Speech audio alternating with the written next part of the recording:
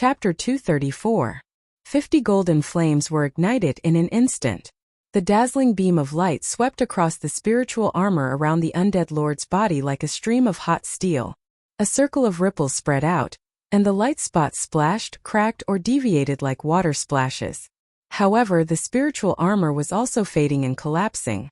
The temperature rose rapidly, deflecting the light rays. Cabiaz's face was distorted by the steam, and the spiritual armor finally crumbled. Madara! The undead lord's roar reverberated in the night sky, and the beams of light flashed 3 times in the darkness. "Oh, Martha, that idiot!" Roscoe stood in the alley, the soulfire in his eyes reflecting the beautiful golden lines under the night sky. He couldn't help but curse with his teeth clenched. Then, he leaned weakly against the wall and slowly slid to the ground. He shook his head. He used to think that he was a genius. When Haku raised his head, his golden eyes squinted slightly. He threw away the corpse in his hand as if he was throwing away a toy. He could feel his spiritual barrier absolute seal shaking. "There shouldn't be anyone stronger than me on the battlefield." The Black Knight was doubtful, and a deep light flashed in his eyes. However, at that moment, everyone on the battlefield felt a throbbing in their souls. This throbbing feeling swept across the entire battlefield in an instant. Even the soulfire of the skeleton soldiers, who had no emotions, was shaken. Everyone, including the undead, turned their heads subconsciously. Their eyes, or the soulfire burning in their empty eye sockets, were staring blankly in a certain direction. The battle stopped. Scarlet, who was covered in blood, got up from the ground. She used her fist to wipe away the blood dripping down from her chin. Her amber eyes still had a hint of stubbornness, but she could still feel the throbbing feeling clearly. It was as if she heard a crisp shattering sound in her heart. Crack! Something broke. She raised her head and saw that the spiritual barrier above her was crumbling, scattering, and falling to the ground. The huge fragments were like black shadows that melted into the air, emitting a piercing sound. The undead knight let out a low groan on the other side. Haku pressed his chest in shock. Someone had forcefully broken his enchantment barrier. This was impossible. The undead general, one of the 4 knights of the apocalypse, felt as if his soulfire had turned cold. There was no one on the battlefield who could surpass him in terms of power. However, a halo of light immediately reflected in his golden eyes. It was a cluster of light that appeared from the darkness and swept across the sky. Everyone was stunned. Their eyes followed the movement of the light. When the light passed over everyone's head, everyone subconsciously turned their heads in that instant.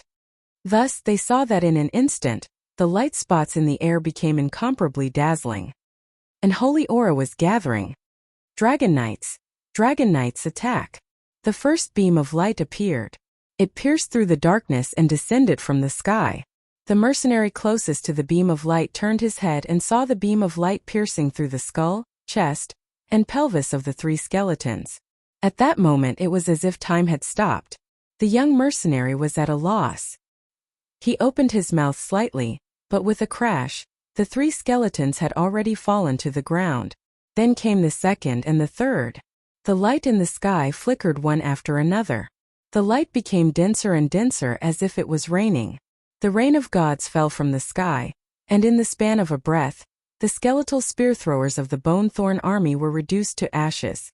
After 2 rounds of attacks, only a few skeletal spear throwers were left standing outside the defensive line. The mercenaries were stunned for a moment before they cheered. "Martha above! Kill these filthy creatures!" Cornelius stared blankly at the scene before him. He placed a hand in front of Sifrid to protect the little girl, and his heart was filled with joy. But even so, he could not help but wipe the cold sweat off his forehead. He looked at his second-in-command, who was also pale. The 2 of them had recognized the voice from the start. It was the voice of the young man. But they did not expect him to have such an ability. Cornelius finally understood what he had to do. He drew his sword and swung it forward. "Brothers, attack! Don't waste this opportunity!" With a roar, the tide of the battle changed. It was only at this moment that Ahab recovered from his shock. The undead knight's gaze landed outside the battlefield. But this time he only saw 2 holy angels splitting the fog apart and charging at him from the left and right. The angels flapped their wings with astonishing speed. and the holy swords were already right in front of his eyes. The undead knight did not move at all. He raised his scythe in his right hand and swept the two holy angels away, leaving behind white feathers that fluttered in the wind. But Ahab did not relax in the slightest. A large amount of mana was gathering in the air. He looked up and saw several edges of light appearing above his head. The edges of light formed a huge cube that was dozens of meters wide, and it quickly solidified into a large boulder that came crashing down on him. The ground trembled, and the boulder fell to the ground with a loud bang. Smoke and dust filled the battlefield. Substance transformation, law manifestation. A high circle law wizard. The undead knight crawled up from the ground, his face covered in dust, and stared at the fog behind him. When the fog parted, the battlefield was filled with cries of war. The mercenaries' attacks were like quicksilver, and without the support of the undead, Grodin's private army collapsed under the suppression of the dragoons. The undead general held his black scythe and coldly watched the cowardly humans escape from him one by one. It was as if a torrent of water was crashing down on the battlefield in his direction. At that moment, the battlefield was about to collapse. Loud, painful groans echoed in the air. But he still had one last chance. Ahab looked through the crowd and finally saw Brando standing on the other side of the battlefield. He had to get rid of the flying balls of light, but he did not have that much time. Ahab had reason to believe that someone was controlling these strange things and dominating the battlefield.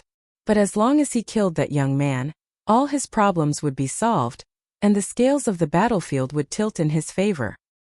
He snorted coldly and laid down the scythe in his hand. Brando also saw the Black Knight, one of the four knights of the apocalypse. This old opponent of his looked exactly the same as the Ahab he met in the past. He was still wearing the same pretentious outfit. But the Black Knight should not have obtained the evil dragon's blood yet, so it would be easier to deal with him. He smiled. To catch the bandits, first kill the ringleader. This was indeed a choice that the Black Knight, who had always been confident in his abilities and speed, would make. But Ahab did not expect his intentions to be seen through. He only saw the Shire standing behind the young noble with a short staff, followed by the Nightsong Tiger, the Wild Elf Sisters, and the rest of the mercenaries of Lopez. After the two angels flew back, they landed on either side of Brendel as if they were his personal guards. But the Black Knight had never heard of anyone using the heavenly realm as guards. The strength of this group was quite strong, but he did not think that there was no chance. Then Ahab moved. His figure flashed, and the Black Knight flashed 3 times on the battlefield like a shadow. Each time he flashed, he crossed a distance of nearly 100 meters. But Brendel was not in a hurry. With a thought, the dragon cavalry in the sky suddenly changed their formation. They immediately turned their spearheads and aimed at a certain area, firing in unison.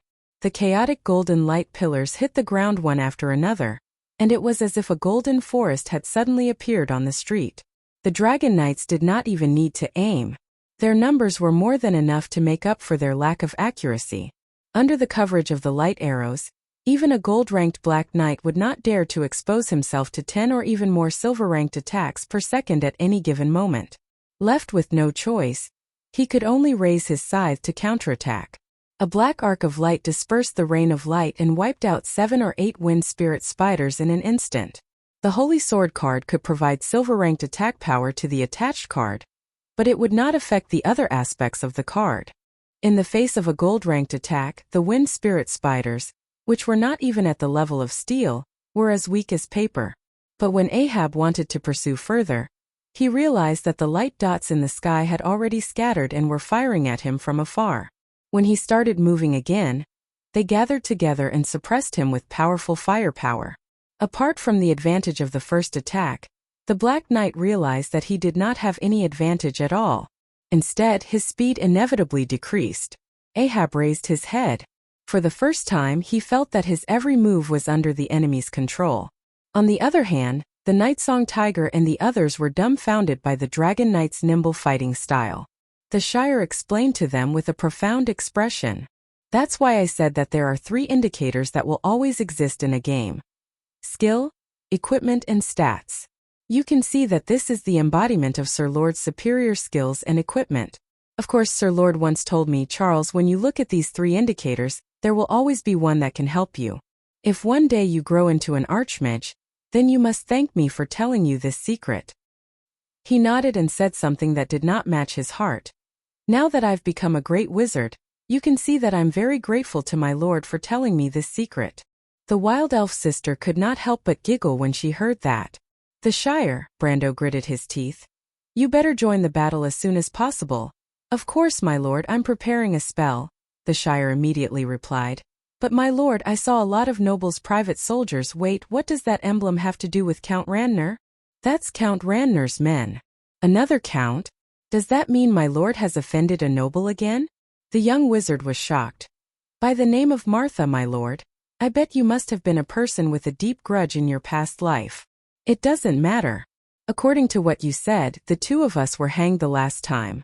Brendel continued to give orders to the dragon cavalry system while he replied in annoyance, "And this time they'll just drag us out and hang us again." "That's true." The Shire raised an eyebrow. To be continued. If you want to know what will happen next, please go to www.chidian.com to read more chapters. Support the author, support the original reading. Chapter 235. The Shire's spell was finally completed. A wall of light formed by countless lines appeared in front of Brando. The Black Knight, who had just arrived, slashed the wall with his scythe, leaving a trail of sparks behind.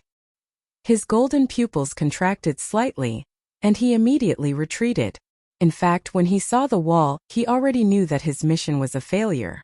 He could no longer kill the young man in a short time.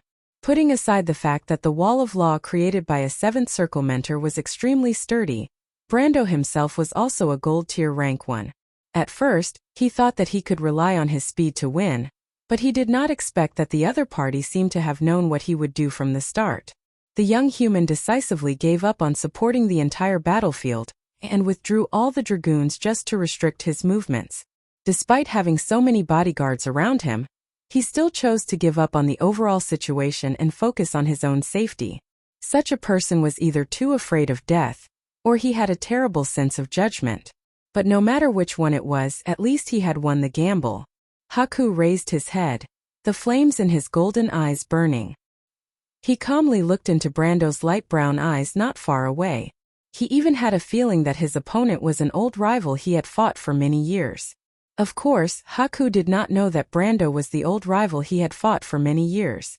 The two of them had fought more than 10 times in the mountains of the Church's Knights nation, Grace. They knew each other very well. Moreover, at that time, Haku had already obtained the evil dragon's blood. Whether it was maturity or strength, the Black Knight could not compare to him now. However, Brando's understanding of Haku and his own experience had not changed at all. But all of this was strange in the eyes of the Black Knight. He retreated, and Brando immediately ordered, "Stop him!" Haku Tiamas Choyu, one of the 4 Knights of the Apocalypse, the Black Knight of the Scales of War and the Judge of War, was an undead general of Madara. Although his individual strength was always at the bottom of the 4 knights, he was the most talented commander among the 4. Brando knew that he was the one who led the strategy to defeat Braggs in the Second War of the Black Rose, and it was not his style to let him return to Madara and become a thorn in the side of Erwin in the future. Besides, to him, killing Haku here was equivalent to cutting off one of Tarkus's arms. Furthermore, the undead army of Madara would not give him so much pressure in the south. Furthermore, he still had to face the wrath of Count Randner. Haku heard Brando's words, and he could not help but sneer. "You want to kill him? It's not that easy." Even though he could not do anything to Brando at the moment, that was because he still had to maintain the noble's private army. If he did not have any worries and wanted to teach this young human a lesson, he believed that the outcome would be different. Even though Brando's words angered him, Haku still chose to retreat. As a general who excelled in intelligence, knowing what to do at the right time was an essential quality. He turned around and shook off the Shire's barrier of stillness, and flashed past the 2 holy angels like a ghost, and finally brushed past Scarlet, who had chased after him from the battlefield. The whole process happened in the blink of an eye, and the red-haired girl only had time to turn around to see the Black Knight's back was already dozens of meters away. "Bastard!" She gritted her teeth and looked in the direction of the Black Knight. Brando shook his head. In fact, he was also disappointed. He did not expect that he would fail. He wanted to use words to provoke this guy to stay, but he did not expect this guy to be as calm as he was after the First War of the Black Roses. He thought that Haku had always been arrogant, and he was not as mature as he was later, so he might be a little impulsive. How troublesome, this freak. Brando could not help but curse. Torrential Rain's design team, do you even know how to make an NPC? Can't you think from a player's point of view and make it simpler? Bastard! But he immediately thought of another problem and turned to the Shire. The Shire, go find Cornelius. He might need your help, and I'm worried that Haku will take Groudon away. Cornelius. A mercenary commander. He's one of us now. What should I do, my lord? Are you a mage or am I a mage? Act according to the circumstances, Brando replied. If that silly girl Freya can become the goddess of war, I believe you can do the same. Huh. It's nothing, Brando replied with a straight face. I'm just helping her plan her life. Understood. The Shire bowed. It's an honor. Go. Brando nodded. The Shire could not help but sigh when he saw the red-haired girl limping towards him. She really looks like Miss Freya, my lord. So this is your type. But before he could finish his sentence, Scarlet rolled her eyes. Scarlet gritted her teeth and glanced at the Shire before walking past him to Brando's side. Scarlet? Brando asked. Yes. Scarlet was slightly surprised. Brando looked at her. I'm fine. Scarlet wiped the blood off her face and replied casually. But my lord Medisha, I know. Brando nodded. But it doesn't matter. I still have enough light elemental energy to save Medisha. Scarlet glanced at the young lord. She vaguely knew the relationship between the Silver Fairy Princess and this young lord. Even though it was a little strange, she nodded and did not ask any more questions. She just needed to make sure that Medisha was fine. Even though Brando did not reply, she got the answer she wanted from his face. She knew that Brando was not the kind of person who would be indifferent to his subordinates' deployment. The situation on the battlefield was changing. In fact, the mercenaries had already crossed the last line of defense of the nobles' private army. After Haku retreated, he immediately ordered the nobles to retreat into the inner city. But he did not expect that his order would cause the situation on the battlefield to become even more difficult to deal with. The Black Knight was used to commanding an undead army in battle. Even though he understood the habits of humans, he was not as good as the human generals when it came to understanding human nature. Without the support of the undead, Groudon's private army had no place to stand. Their morale was already shaken, and the nobles' private army completely lost their confidence when they heard the order to retreat. They scattered along the 5 streets like ducks being chased out of 1,000 miles.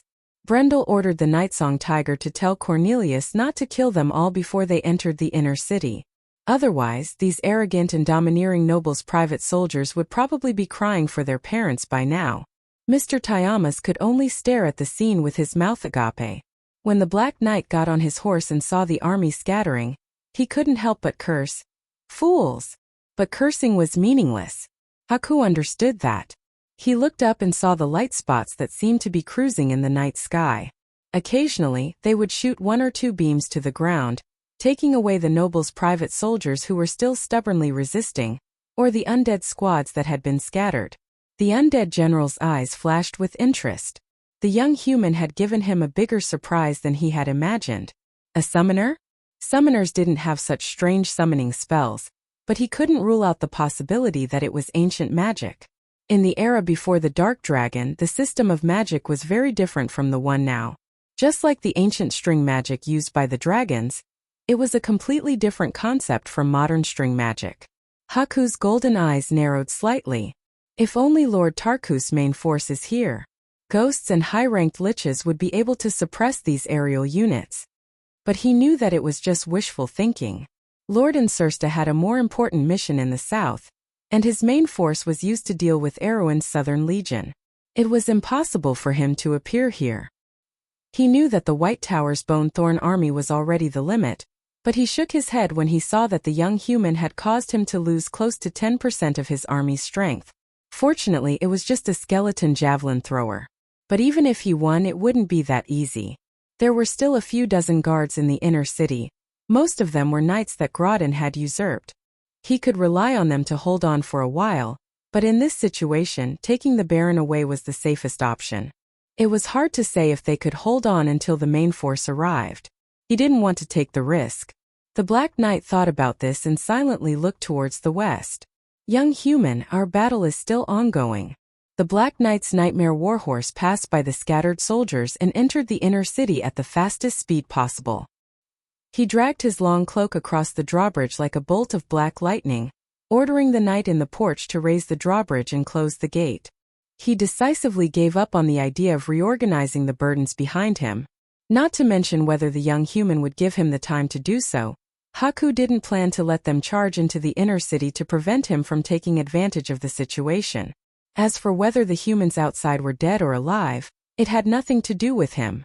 When the undead general of Madara changed into a new set of armor and arrived at the top of the walls, he found that Brando and his mercenaries had already reached the inner city. They were faster than he expected. The scattered soldiers were fleeing along the walls of AB's castle, unable to stop them at all. He turned around and saw Groudon standing beside him, wearing a long silk robe. His face was pale. "Lord Tiamas?" The Baron couldn't help but ask. "We can't stop them here."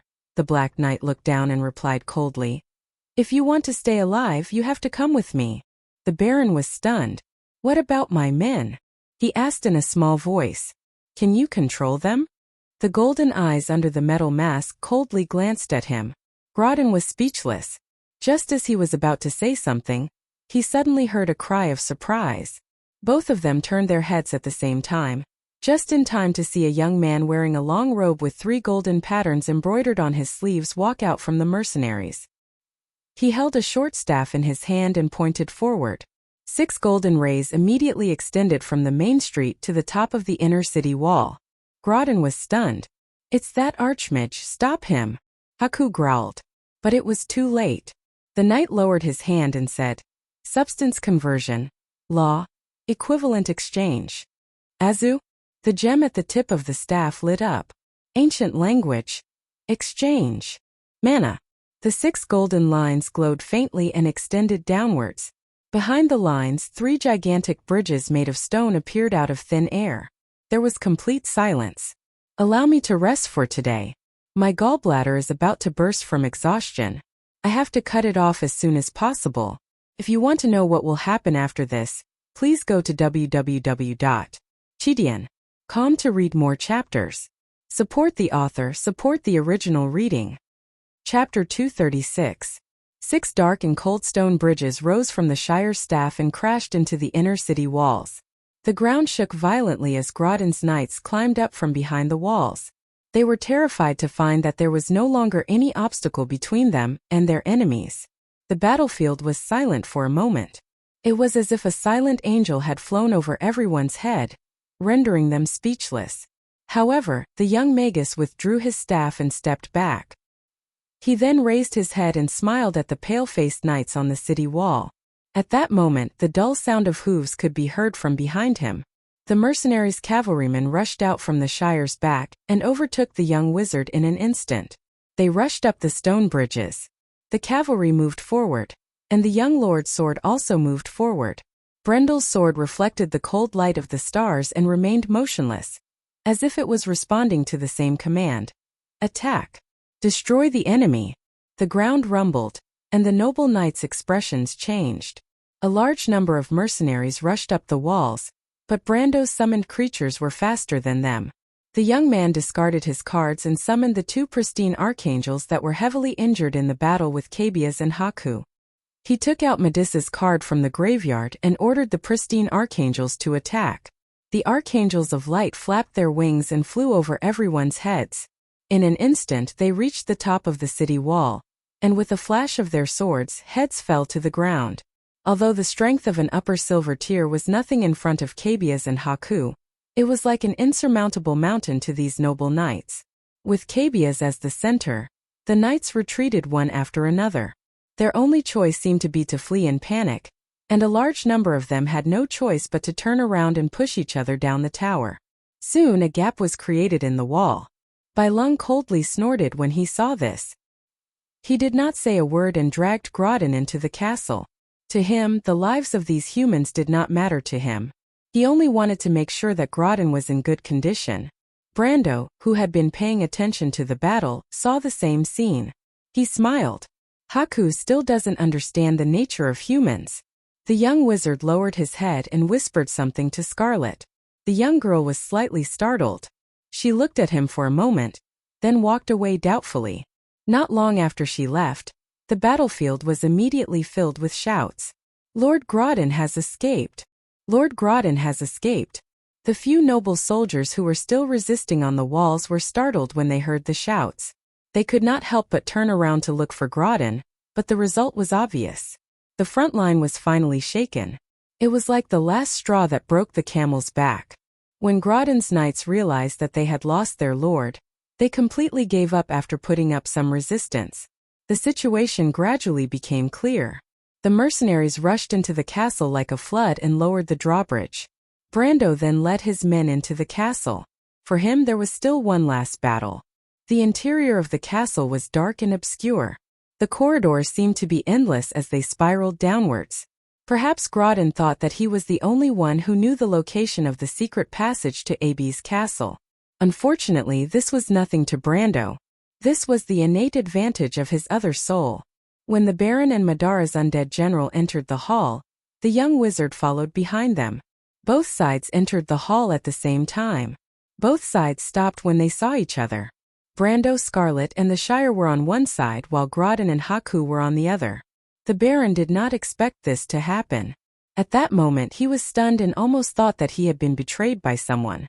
For a moment, both sides were separated by a long table and did not move. The hall was still the same hall. It was as if the scene from the day before had reappeared. Even the atmosphere was astonishingly similar. Under the eerie silence, the air in the hall seemed to have stopped moving. Brando raised his head and looked at the beautiful red crystal chandelier on the ceiling. He could not help but think that history was indeed similar. He had chosen to compromise here the day before, but now he wanted to take back what he had lost. He lowered his head and looked at Grodin and the undead knight in front of him. Haku was also looking at them quietly, seemingly unsurprised. The undead knight raised his right hand and blocked Grodin with his huge scythe. "Human, you are much more outstanding than I expected. I am surprised that Erwin has such a lowly noble like you." His voice was hollow like a layer of rusty metal that was losing its paint. Brando shook his head. "All right, let's not waste time, Tiamas," he interrupted. "You know whose life I'm here to take. I know I can't keep you here, but don't even think that you can take this Baron of Erwin away." He deliberately emphasized the last few words. A muffled sneer came from under the metal mask. "I don't know who you are, but I'll assume that you're the Viscount. But Viscount, I remember that the rules between nobles in the human world are not like this. The one behind me is the local lord, a noble baron. His family's bloodline can be traced back to the last dynasty in your world. But today, Lord Viscount, you're telling me that you're going to make a move on one of the members of this glorious family and set a precedent for a bloody massacre between nobles? Of course I can put down my hand," Haku shrugged. "But if I do you dare to kill him?" Grodin stood behind the undead general with a gloomy expression. "The honor of the kingdom will not fall on the head of a traitor. But a life-and-death struggle is not the rule of your game." Brando smiled. "If Emir Count Randner is enough to make me fight to the death, then why am I here?" Haku was slightly taken aback. "What a bold statement. I don't know where your confidence comes from, Viscount Gastine." Grodin finally had the chance to interject, gritting his teeth as he spoke. "Emir Count Randner, I don't know where your confidence comes from." "Did I ask you to speak?" Brando glared at him. The young man's cold gaze was like a knife that pierced into Grodin's heart. Grodin's pupil shrank, and he immediately shut his mouth. The undead general of Madara clapped his hands. "What courage!" Grodin's metallic voice came from under the mask. "But the Lornian said that a wise man should learn to find a balance between thinking and doing. Lord Viscount, I believe that Baron Grodin has learned his lesson, especially as a noble of the nobility. Why don't we stop here? There's still room for both of us to turn back." The Church's Night Kingdom is located between Grace and Saint Tossel.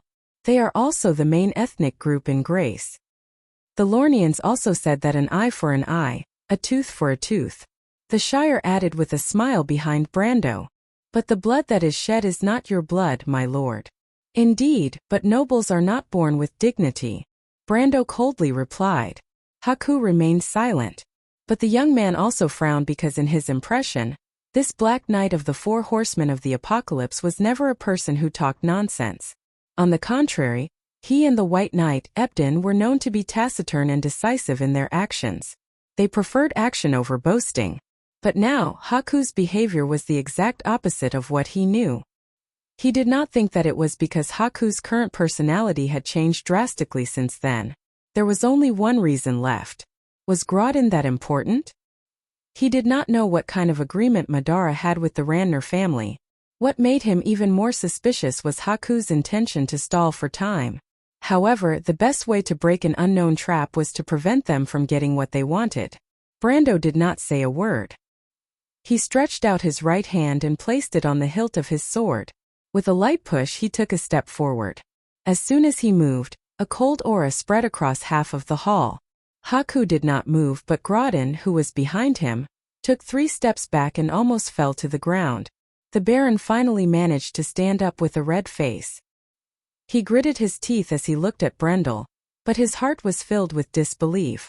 Even though he was just an iron-rank swordsman, he could still feel the true strength that Brendel had displayed.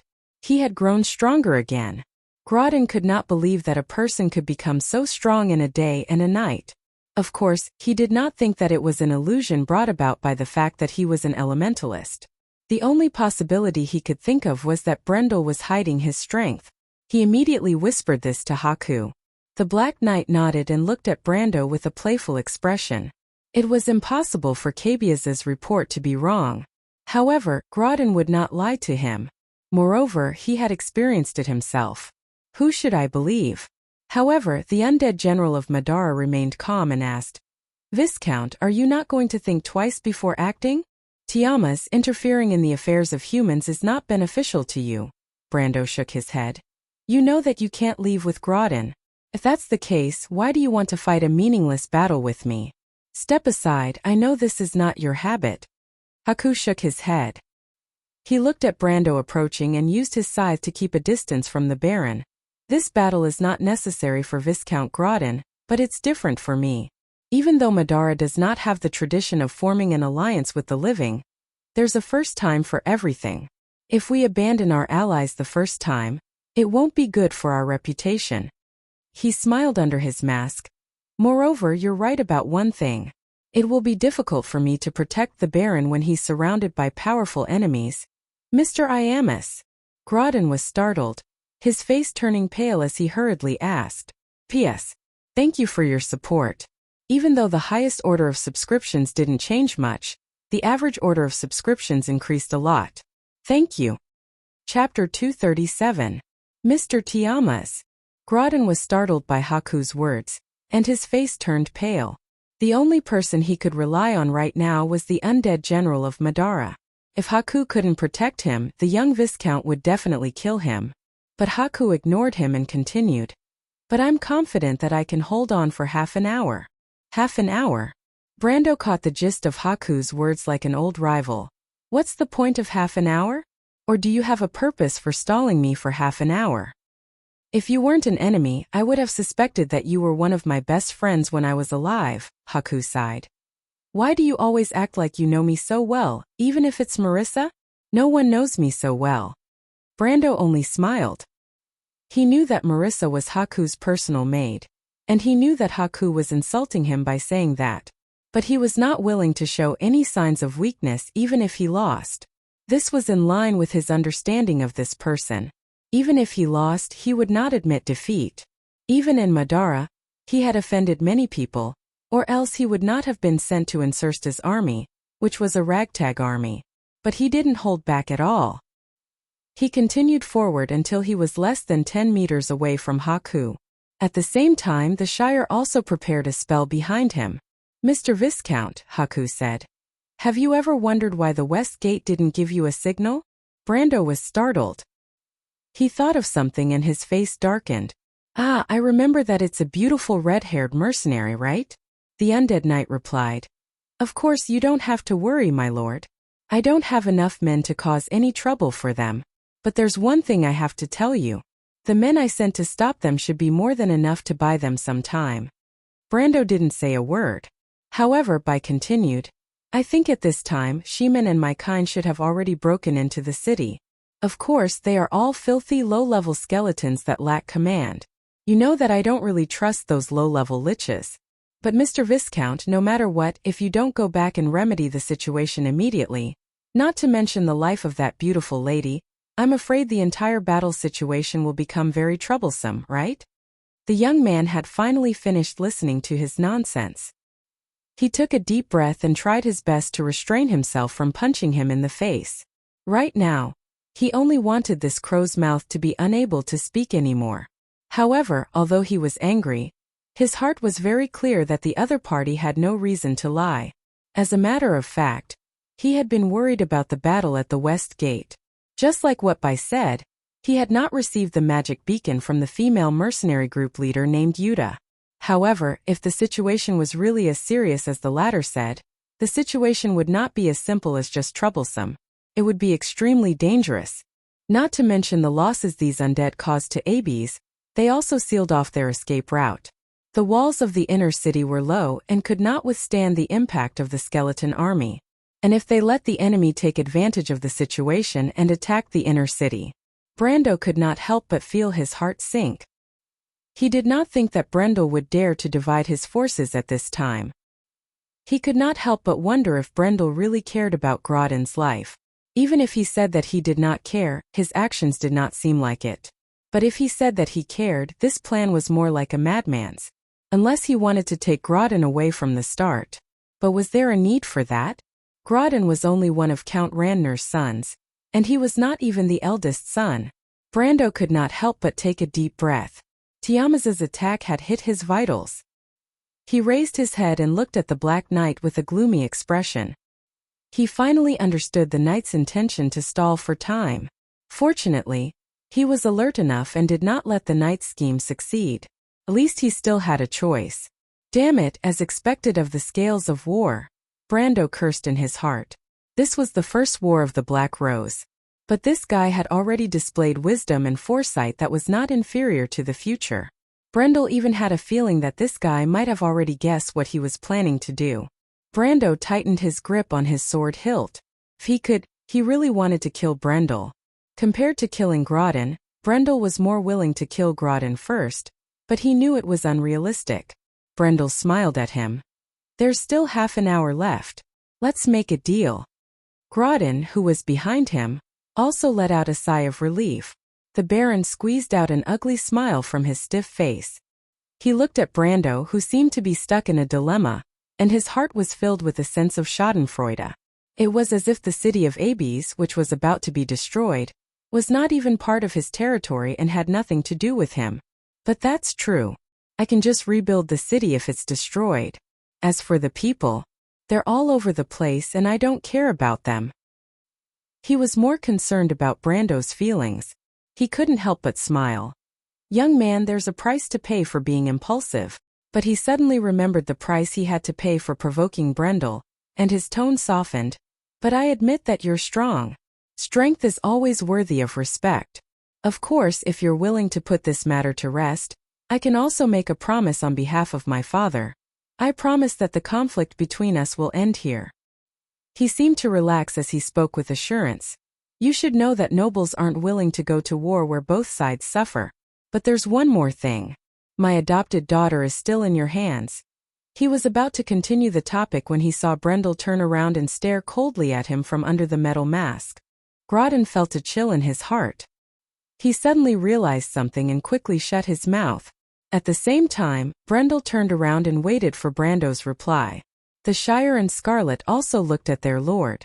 Brando replied coldly, compromising again and again. Tiamas, do you think I'm a complete idiot? Or are you willing to give up? I know these skeletons can't stop you, my lord, but what about your subordinates? The undead knight asked. Of course I can accept it. This is the difference between you and me. Grodin smiled gloomily. He knew that Brendel was trying to force Brando to give him a hard time. But he liked the idea, especially the day before when he used the same method to force Brando to compromise. Seeing his opponent walk into the same trap twice filled him with a gloomy sense of mischief. Brando sighed. "Tiamas, there's an old saying in my hometown." He loosened his grip on the hilt of his sword. "A man can't step into the same river twice in his life." Brendel nodded. Brando's right hand flashed, and the long sword in his hand drew a straight line towards Grodin. The undead knight reacted in a split second. He raised the giant scythe in his hand slightly, and with a clang the long sword flew past the Baron's right arm with a flash of silver light. With a thud, it nailed itself into an oil painting not far behind. But even though it was fixed, the sword's hilt was still trembling. Brendel looked behind him. Grodin was already clutching the wound on his right arm. His face was pale, and he looked at Brando with hatred in his eyes. This was the second time. He didn't know what kind of deep hatred this young man had for him to teach him a lesson every time. Brendel turned around and sighed. "Why do you have to do this, Mr. Brando? Hatred is not unresolvable. But what I'm more interested in is what you meant by that sentence you said earlier." "That sentence can be interpreted in many ways," Brando replied calmly. "But I like one of them the most. It's that a man can't make the same mistake over and over again in his life. It's a test of a man's intelligence." "So," Brendel looked at him. "You want to fight me?" "That's right." The undead knight's grip tightened, and his metal gauntlets tightened around his scythe. He stared at Brendel and said, "Then give it a try. I'm looking forward to seeing if you can get around me in a shorter amount of time." The spiritual armor formed by the soul fire expanded in an instant, forming a silver wall that was close to solidifying. Brando looked at him and shook his head. "Tiamas, what did you get wrong?" "What do you mean?" Brendel asked. "In fact, I've already avoided you," Brendel said calmly. His gaze swept past the knight's shoulder and landed on the longsword that was stuck in the painting. The sword was still trembling, and its tip was pinned to a card that no one else could see. It was a card depicting a unicorn knight. "The elven flag flutters high, the heart shines, the sword shines. Come out, Medisha." A mournful scream rang out. Brendel turned around and saw a silver knight spear piercing through Grodin's chest. The Baron's face was still filled with disbelief. He used all his strength to turn around, but the spear only retracted slightly, and a stream of blood shot out. Grodin fell to the ground like a pile of rotten meat. The undead knight turned around and glared at Brendel. "Medisha, how is this possible? Didn't I already injure her?"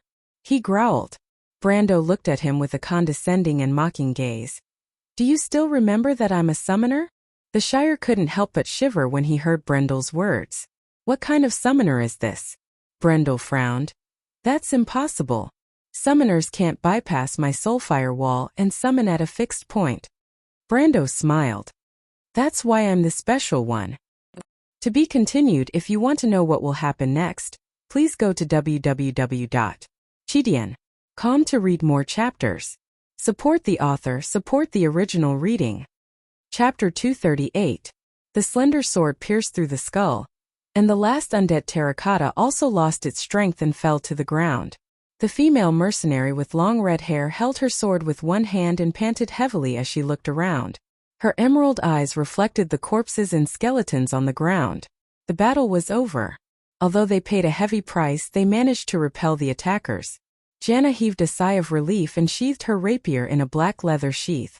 "Leader!" A shout came from behind. She turned around and saw a young man running out of the crowd. The female mercenary saw the young man running in front of her, but she stopped him and said, "No need to say anything, leave some people behind to take care of our injured brothers. The rest of you come with me. We've wasted enough time. We need to take control of the west gate before the undead army arrives." "Wait!" The young man called out to him breathlessly. "What's wrong?" Yuta frowned. "It's too late," the young man said loudly.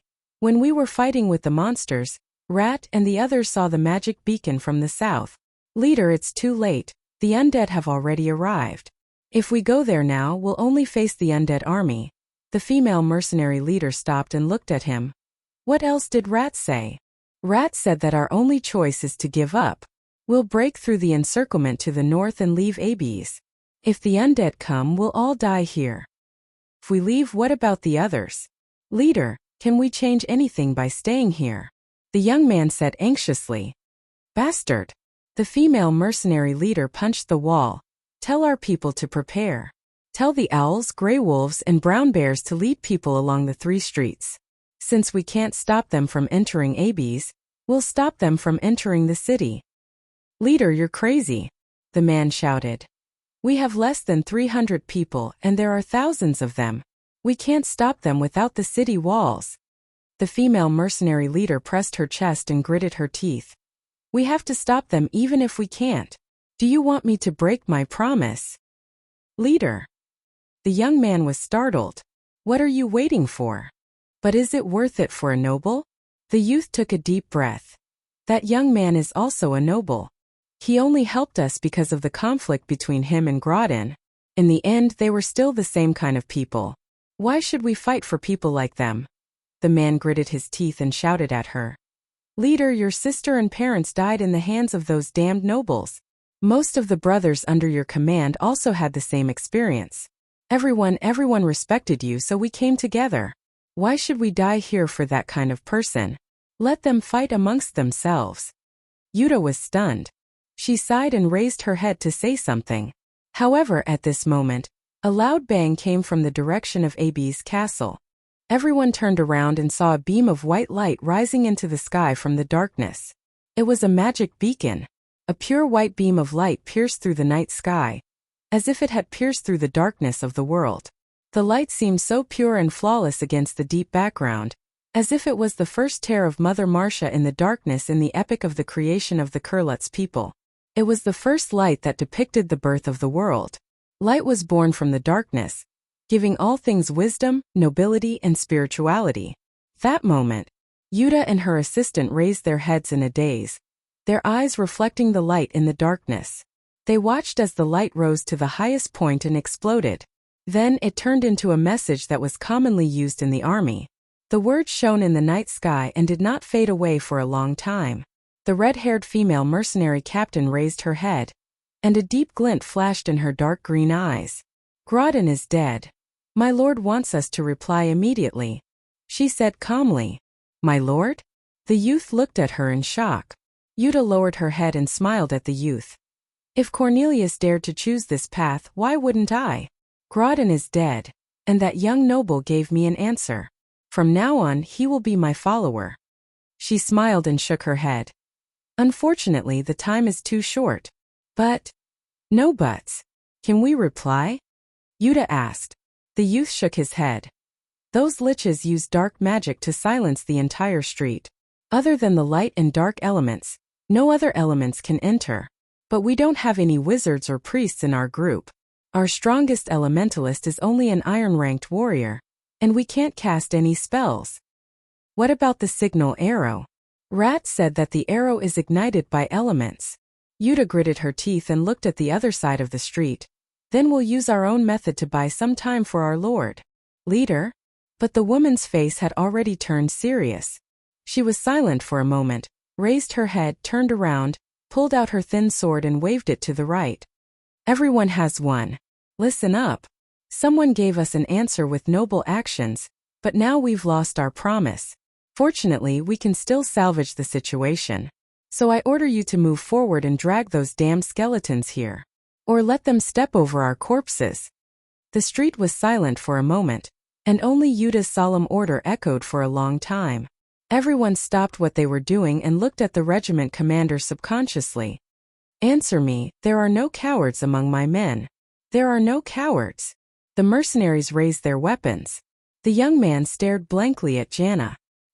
He wanted to say something but was interrupted by the female mercenary commander. You don't have to say anything. You know that I won't change my mind easily once I give an order. But leader, why do you have to do this for a noble? Yuta smiled gently. She lowered her head and patted the youth's face. I know nobles better than you, little one. If that young man was a noble, he wouldn't have killed Grodin. This is the rule between them, and no one has ever broken it in the past few hundred years. She raised her head and looked at the dark night. But no matter who he is, at least from this moment onwards, our deal is done. The youth was stunned for a moment. At the south gate, the fierce battle was still ongoing. Under the supervision of the Firebrand Legion's Grand Commander, the mercenaries maintained the same rhythm time and time again, engaging in a tug-of-war with the skeletal army without any regard for their own losses. The battle in the darkness seemed to be endless. Everyone could not help but feel exhausted. As far as the eye could see, all they could see were piles of white bones. The humans and the undead exchanged losses, and the corpses piled up like mountains. However, the most they could do was to maintain the battle line above the ruins. Fortunately, the breach in the city wall was only 10 meters wide, and most of the iron-ranked mercenaries were barely able to stop the undead army that outnumbered them by 100 to 1. In fact, the mercenaries understood this, and they were willing to pay 10 times the amount of blood to repair the breach in the city wall. It was no longer a battle, but a mincemeat that lacked the beauty of battle tactics. The commanders of both sides were like grim reapers, silently adding more lives to the short 10 meters of flesh and blood battlefield. But to Madara's side, the liches could emotionlessly push the skeletons to the center of the table as if they were worthless chips. And this was the most chilling thing for the humans. Crossbowmen in position. Reload the blunt arrows. The leaders of the mercenaries acted as heralds at this time. They watched as the experienced warriors unscrewed the corks of the bottles of holy water and poured it on the bundles of arrows. They could not help but feel a little sad. In normal battles, they rarely used these consumables so extravagantly. The warriors raised their four-armed crossbows, aimed and fired. Then there was a shrill sound, as if an invisible wall had swept through the rows of skeletons below.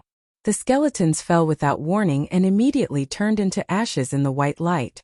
Rabin stepped on a pile of skeletons with one foot and carried his sword on his shoulder with one hand. He had just indifferently replaced the exhausted first team with his second team.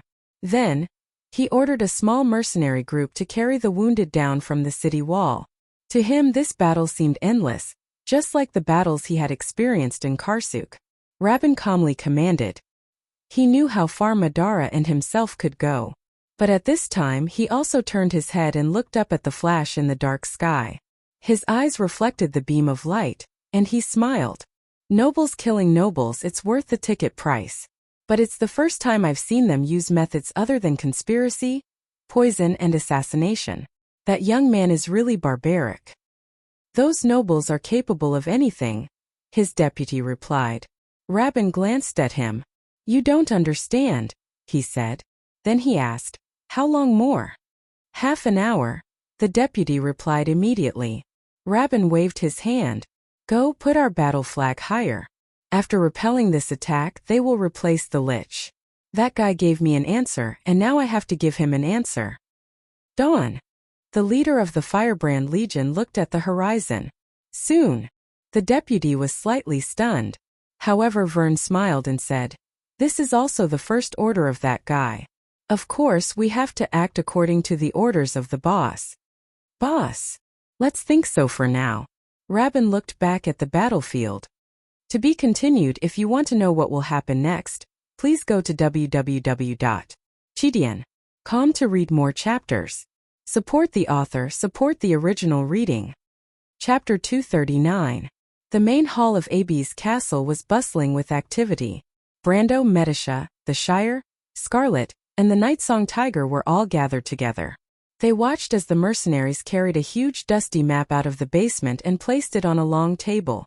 When the map was placed horizontally on the long table, everyone around the long table couldn't help but sigh softly.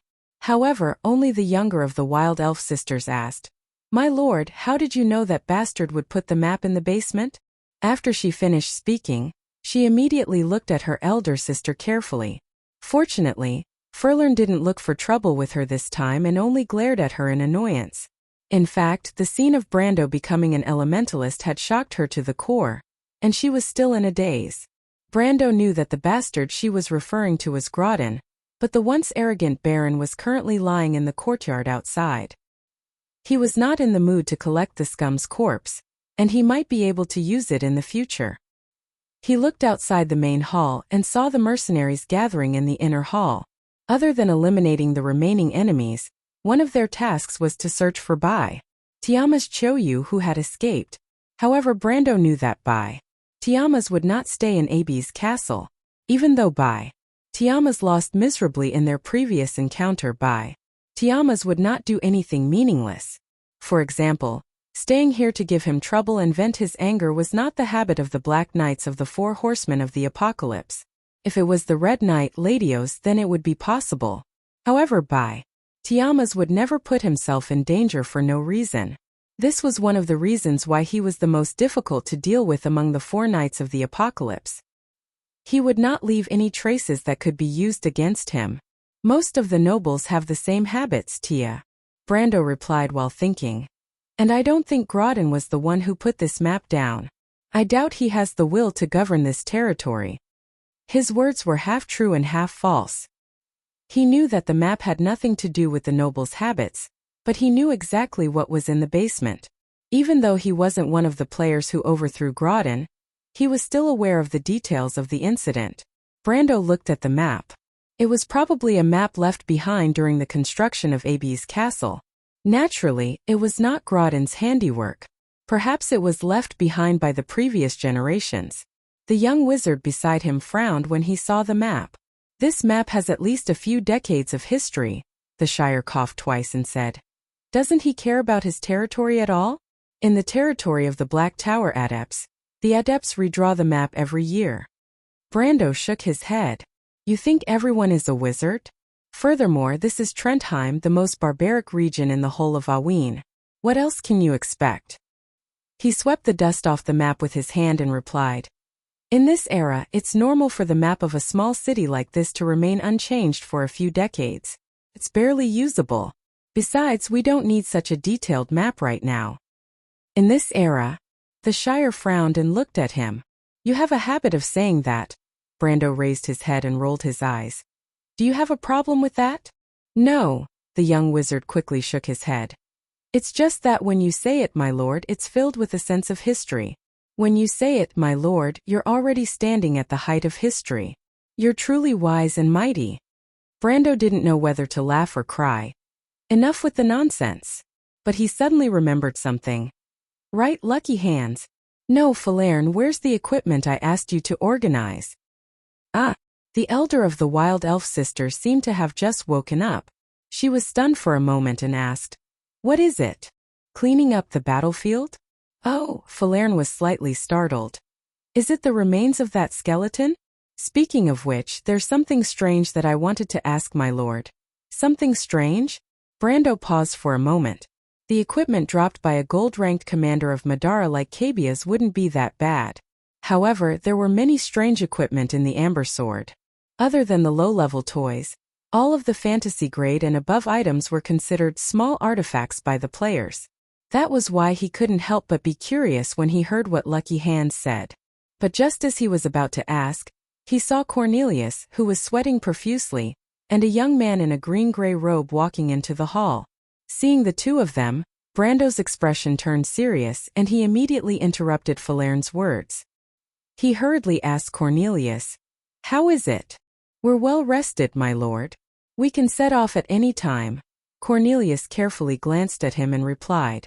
His words were like a signal, and everyone in the hall picked up their weapons and stood up from their seats. Even Scarlet, who had been chatting with Sifrid, patted her shoulder and stood up. Brando looked at them and nodded. Then let's set off. I'll leave Rabin's support to you, Lord Cornelius. I'll have Miss Medisha go with you. What's the situation on the other side? Medisha nodded to Cornelius after hearing Brando's words. Cornelius frowned and shook his head. We've already sent the signal, but there's still no news. I've already sent a scout to contact them, but they won't be back for a while. It's too late, Brando shook his head. We have to set off immediately. But my lord, I know Yuta, Cornelius suddenly said. Even if she doesn't arrive in time, she'll still do her best to delay Madara's undead. My lord, I don't think you need to worry too much. Brando interrupted him before he could finish. It's useless. They won't be able to delay the undead. I know Madara's usual tactics better than all of you.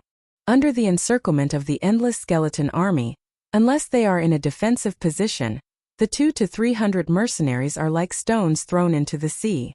In just a moment they will be reduced to ashes. He placed his hands on the table and looked at everyone. Not to mention there's still the necromancers and dark warriors hiding among them. Brando straightened his back and picked up Scarlet's sword. The only thing we can do now is to set off immediately.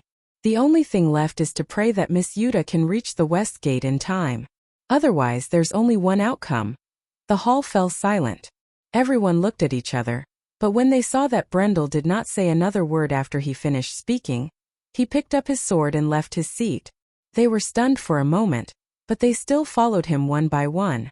At this moment, Seal lifted his head from the dusty map and asked calmly, "So the worst outcome is to give up on Ferber City, right, my lord?" Everyone was stunned.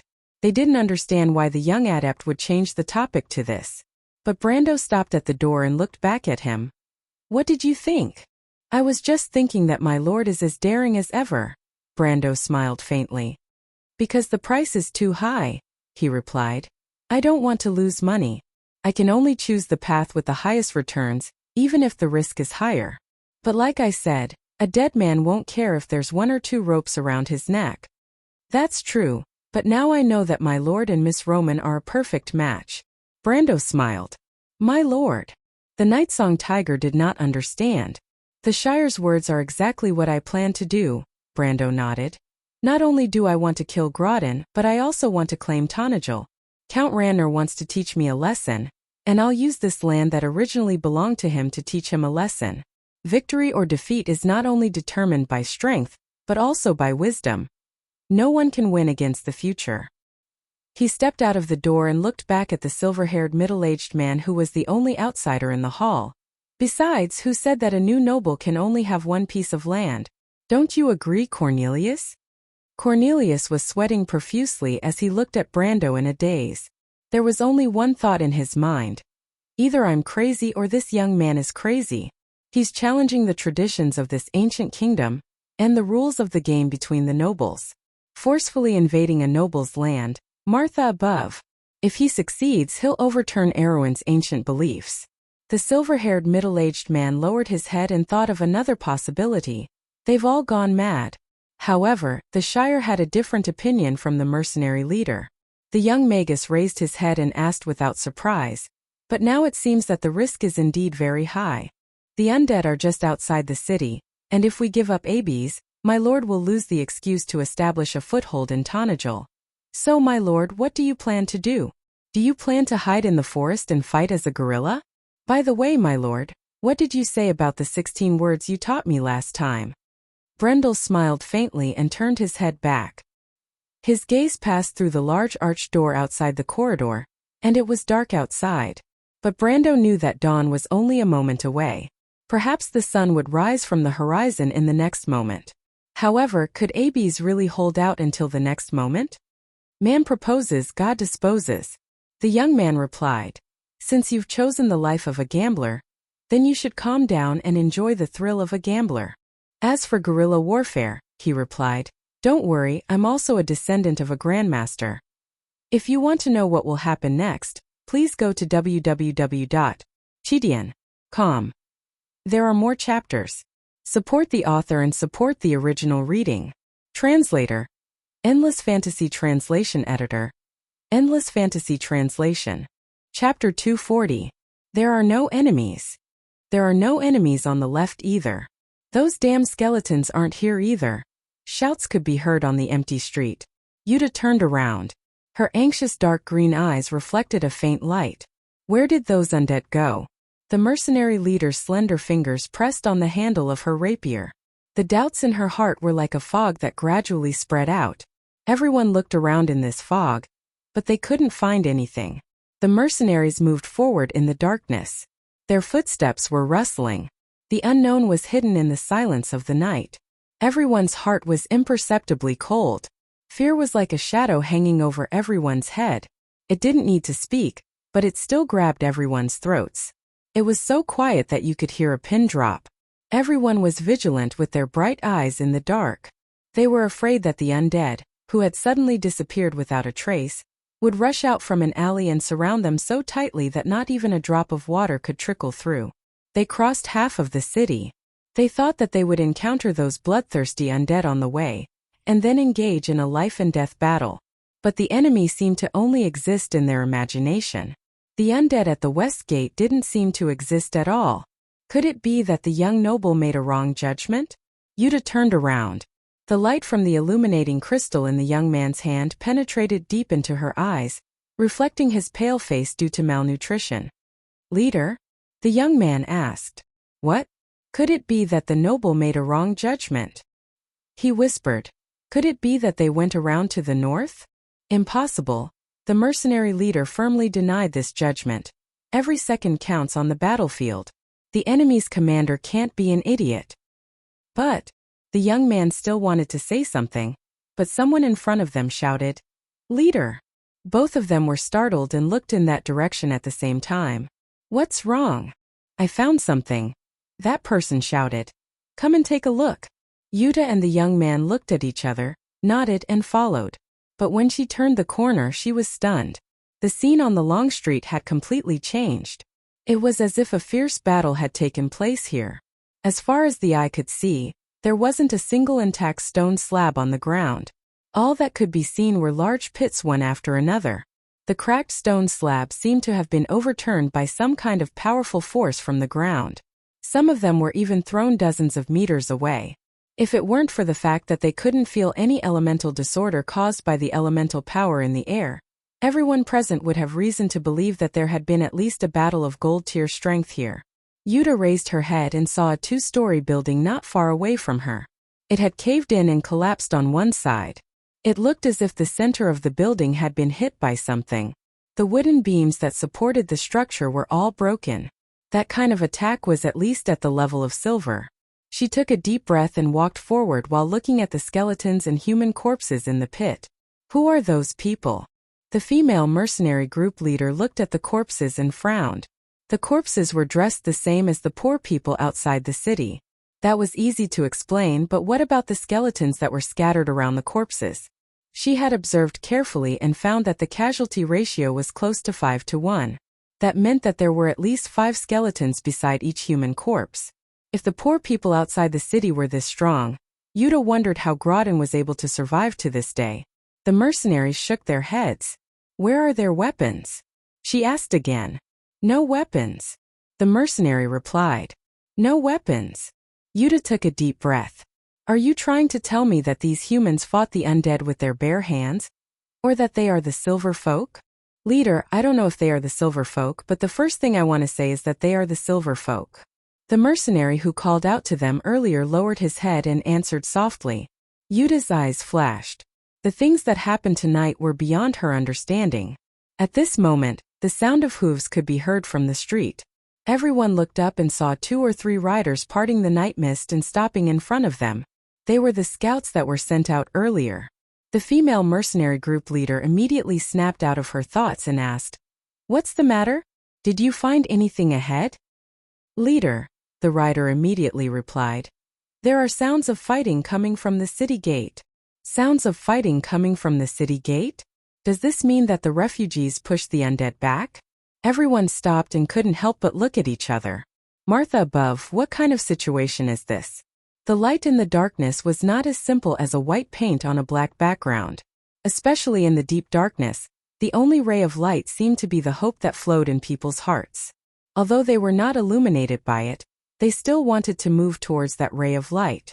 Even if it was just an imagination that existed in the heart, people were willing to trudge towards the direction of light in the darkness. Even if there was a deeper shadow behind them, they were willing to face the light. In the darkness, the light of the torch flickered. The girl quietly knelt in front of the torch. The red light of the torch outlined the soft lines of her cheeks. Between the light and the darkness, the beautiful lines extended to her neck and the shadows under the edge of her face. Her dark eyes reflected the light of the torch, as if there was a flickering flame in the deepest part of her pupils. She quietly pursed her lips and put her hands on her knees, motionless. It was as if everything in front of her had nothing to do with her. With a loud bang, a vine that could only be hugged by 2 people suddenly rose from the ground. Along with the gravel and soil, it formed a bow and whipped towards the white skeletons under the night sky. The vine, which was dozens of meters long, swept across the sea of skeletons. With a series of crackling sounds, countless broken skeletons were thrown high into the air and swept to the side. 3 tall men wearing animal skin robes with cold expressions stood on the city wall and commanded the vines. It was as if they were cleaning up garbage, and the vines repelled the skeletons that surged up from below again and again. The werewolves who stood beside them, even though they were half hunched over, were a head taller than the 3 men. They stared at the sea of undead with gloomy eyes, ready to repel the sneak attacks of the dark warriors and necromancers hidden among the undead. The battle had lasted for almost an hour. Finally, a tall werewolf walked to the girl's side and bowed his head respectfully. "Miss Amandina, it seems that reinforcements have arrived." Amandina's eyes flashed. "Who are they?" she asked. "They seem to be mercenaries." She turned back to look at the city wall and nodded without saying a word. She gently turned around and saw the merchant lady hugging her precious bag with both hands. Her upper body was completely sprawled on the battlements on the other side. She was sleeping soundly with her eyes closed. Her eyelashes drooped down like thick brushes. Her cheeks were rosy under the light of the fire. She looked so delicate and charming that it would make anyone want to take pity on her. Of course, that was if her mouth was not slightly open, and she was drooling in her sleep in an extremely indecent posture. Amandina sighed a little helplessly and reached out to pat the girl's face. Slap slap. The Roman immediately smacked her lips and waved her hand subconsciously. She muttered softly, "If you want to kill a Roman, please wait until I'm done sleeping." Amandina suddenly felt a sense of exhaustion. "Roman. I know. The little Roman furrowed her eyebrows in her sleep. "Please get a number and line up." Next. Yuta was shocked when she saw Amandina for the first time. The mature female mercenary leader could not help but frown as she looked at the strangely dressed people. The werewolves, druids, and the undead of Westgate were practically useless under their suppression. Not to mention that they were late. Even if they did not come, the outcome of the battle would not have changed at all. But she could not help but wonder who these people were. She did not know if these people were the young noble's subordinates, but if they were, did it mean that he did not trust her at all? Then that young man should have some follow-up measures on Rabin's side. She took a light breath. Even though she knew that this was normal, she still felt a little uncomfortable. It was as if she had made up her mind to work hard but was denied in the end. Even though she was mature and determined, she could not help but feel a little hopeful. Especially after witnessing the young man slaying Grodin with his own hands during the night's battle, she had a faint glimmer of hope in her heart. She hoped that this was an opportunity to change her fate. Not just her but the entire mercenary group. In this chaotic world there was never a day of peace. She hoped that the young noble was a lord worth following. At least he could make her subordinates feel a sense of belonging. But nobles were all the same. No matter how different they were, they would only think about how to scheme against others all day long. That was why they were always suspicious of others and did not trust anyone. Even the young noble could not escape from this circle. The female mercenary leader tucked her fiery red hair behind her ears and fell silent at the thought of this. But Amandina raised her head and looked at the woman who was almost a head taller than her. Her expression was calm and did not move, as if she did not want to show any weakness. These should be the mercenaries that the Lord has subdued. She thought about it for a while and she had a rough idea of what he was thinking. But when she looked at the other party's every move, she suddenly understood. She seemed to have guessed the female mercenary leader's thoughts and asked, "May I ask who you are?" Jana looked at the little girl. Although the other party was much younger than her, she could still feel a faint sense of oppression from her. "Tsk, another noble lass." The female mercenary leader cursed in her heart, but when she opened her mouth, she spoke with a mocking tone. "Jana, leader of the Mountain Swallow mercenaries, we were sent by his lordship. Who are you, little girl?" Here comes the test. Amandina smiled lightly in her heart, but her expression did not change as she replied, "I am also the Lord's subordinate. To be more precise, I am his chief advisor." She stretched out her hand. "This is a Roman lady, the Lord's fiancée." The merchant girl yawned and rubbed her eyes sleepily. As expected, Yuta's heart skipped a beat. A trace of disgust and disappointment flashed in her eyes. This trace of disappointment and disgust did not escape the noble girl's eyes. As expected, she had the same thought as Yuta, but her expression changed and she replied coldly, "But Miss Yuta, please do not be suspicious. Even though I am here as the Lord's advisor, It does not mean that I agree with his actions. She raised her head and looked at the female mercenary leader with a cold expression. So, Miss Mercenary Leader, please help me tell the Lord. If he thinks that by being single and abandoning everything, he can avoid harming others, I hope that he can abandon this naivety. Even though I do not know what kind of person the Lord wants to be, I know that a true hero is not a saint who does not make mistakes, but a man who dares to take responsibility. Even if it is a wrong decision, I hope that he understands that a person's life does not only belong to himself, but also to everyone who depends on him, cares for him, and loves him.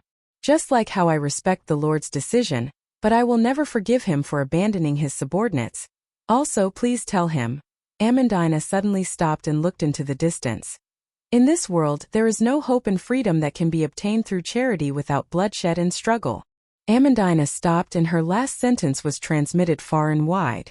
A moment later, every werewolf on the city walls turned around and looked at the noble girl with an indescribable light in their eyes. Yuta was slightly taken aback. She looked at the girl and asked, "What do you mean?" Amandina did not answer. There was a dead silence on the city walls. The female mercenary leader looked at the Roman beside her, but the merchant girl only smiled sweetly at her and asked, "Auntie, the Roman wants to ask if you have a signal arrow?" Yuta was stunned. When the signal arrow rose from the west gate, the bright light of the fire illuminated the depths of everyone's eyes. Brando, the Shire, and Scarlet behind him stopped in an instant, and the mercenaries following them also stopped in an instant. Everyone subconsciously raised their heads to look at the resplendent light. It was like a prayer, a blessing telling everyone on the battlefield, telling them that they had won. Brando took a deep breath. If he was a gambler, then he would be the luckiest one. This was because the moment the roulette stopped, the needle of fate had precisely opened the door on the only path. As for what was behind the door, he might not be able to see it clearly, but at least he knew that he had won again. He had taken the first move from Madara and Groudon's hands. However, at this moment, Charles turned back to look at his lord. The young wizard smiled and said, "So, after the darkness it's already the dawn of the world, my lord?" "No." Brando looked at the ray of light and shook his head. "It's just that. I can already see the ending." Author's note: the last chapter of the Dusty Kingdom. It took some time to come up with this chapter, so I'm going to take a break after the explosion to think about the next chapter. I'm going to have to deal with the double monthly votes that are coming soon. Sigh. May the round god bless me, Godisagirl. To be continued. If you want to know the future, please go to www.chidian.com to read more chapters. Support the author, support the original reading. Chapter 241. It's unusually quiet here, Gale said. The afternoon sun shone on the withered leaves, and the light in the forest was constantly changing. My lord, there's a legend among the mountain people. The reason why the forest is so quiet is because the goddess of the lake is watching over it.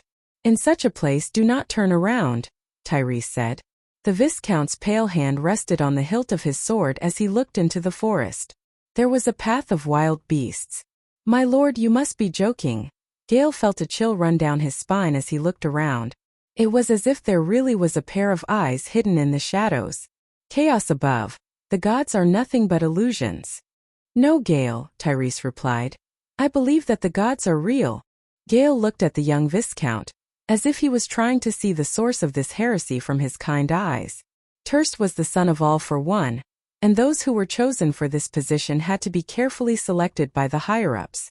Whether it was wisdom, talent, or loyalty to the teachings, he was one in a million. Even though his personality was fickle, it was still hard to believe that he would say such a thing. If there are gods, Gale replied, then what we're doing, is it not blasphemy? Tyrese looked at him, as if he was mocking the young knight's weakness. If there are gods, he said, are they necessarily correct? I don't think so. Gale was speechless, and only then did he realize the difference between him and Tyrese.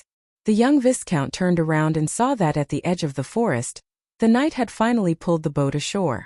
Let's be on our way. He snapped his fingers. In such a place we might run into something like a ghost at night.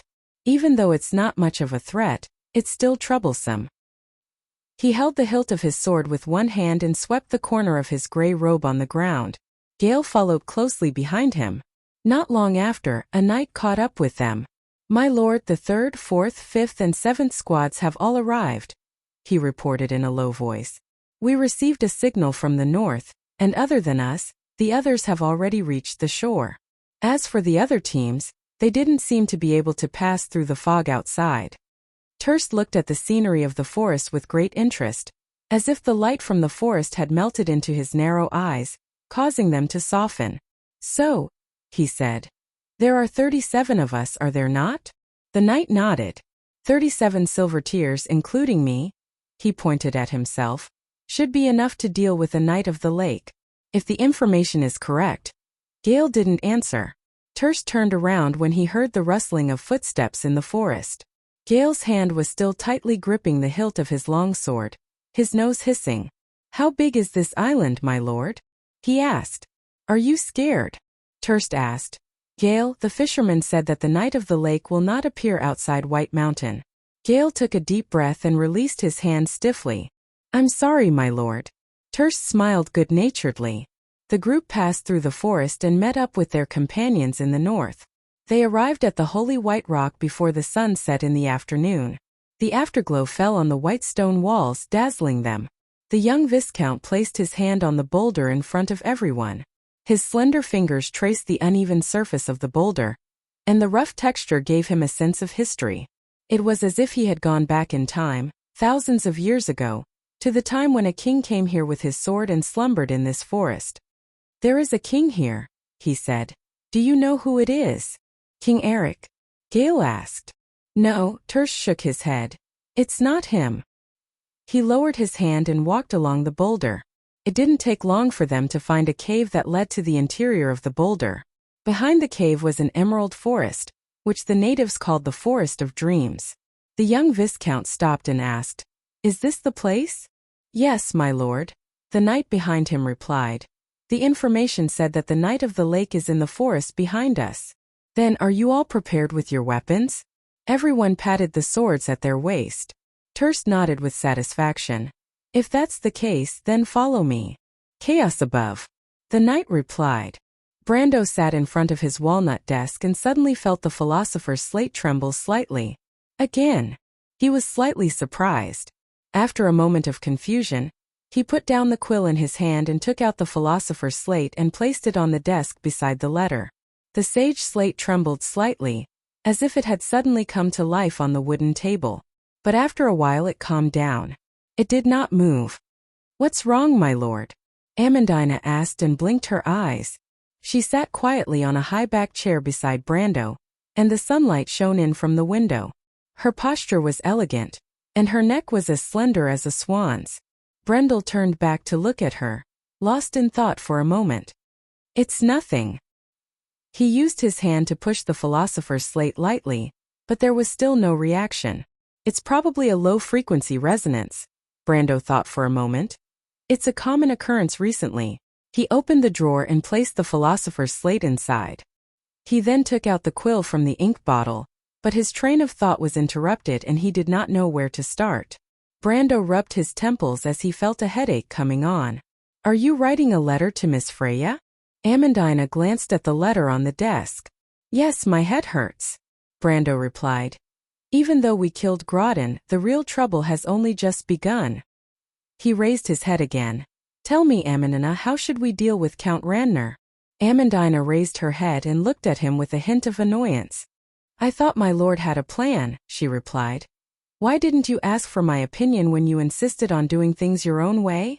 "If I gave up," Brando smiled, "would you be at ease?" Amandina turned her head away and did not say anything. "Sundra," Brando thought to himself. He poked the quill on the paper and asked, "By the way, what did you mean when you said those words to the mercenary leader?" "What I meant on the surface." "I don't think so," Brando shook his head. "I understand that you have complaints in your heart, but you and I both know that you're not someone who speaks without thinking, and you shouldn't say so much in front of an outsider." He took the parchment, crumpled it into a ball, and threw it out of the window. "Aren't you smart, Amandina? I'm lucky to have a subordinate like you." Amandina looked back at him with a hint of admiration in her eyes. "It was because my lord wanted to subdue the mercenaries," she replied. That's why I acted on my own accord. So you don't blame me? Brando breathed a sigh of relief. Thank the heavens. I've never blamed you. Amandina smiled faintly. I'm just a little angry that you left me behind. She furrowed her brows. I'm more worried that I won't be able to keep up with my lord's pace. I don't know. Maybe there's something deeply rooted in my heart that will lead me further and further away. Brando smiled. I won't go too far if I have the heart. But he did not say it out loud and took out another piece of parchment. So you have an idea, Amandina? He asked. Amandina nodded. More or less. Amandina said.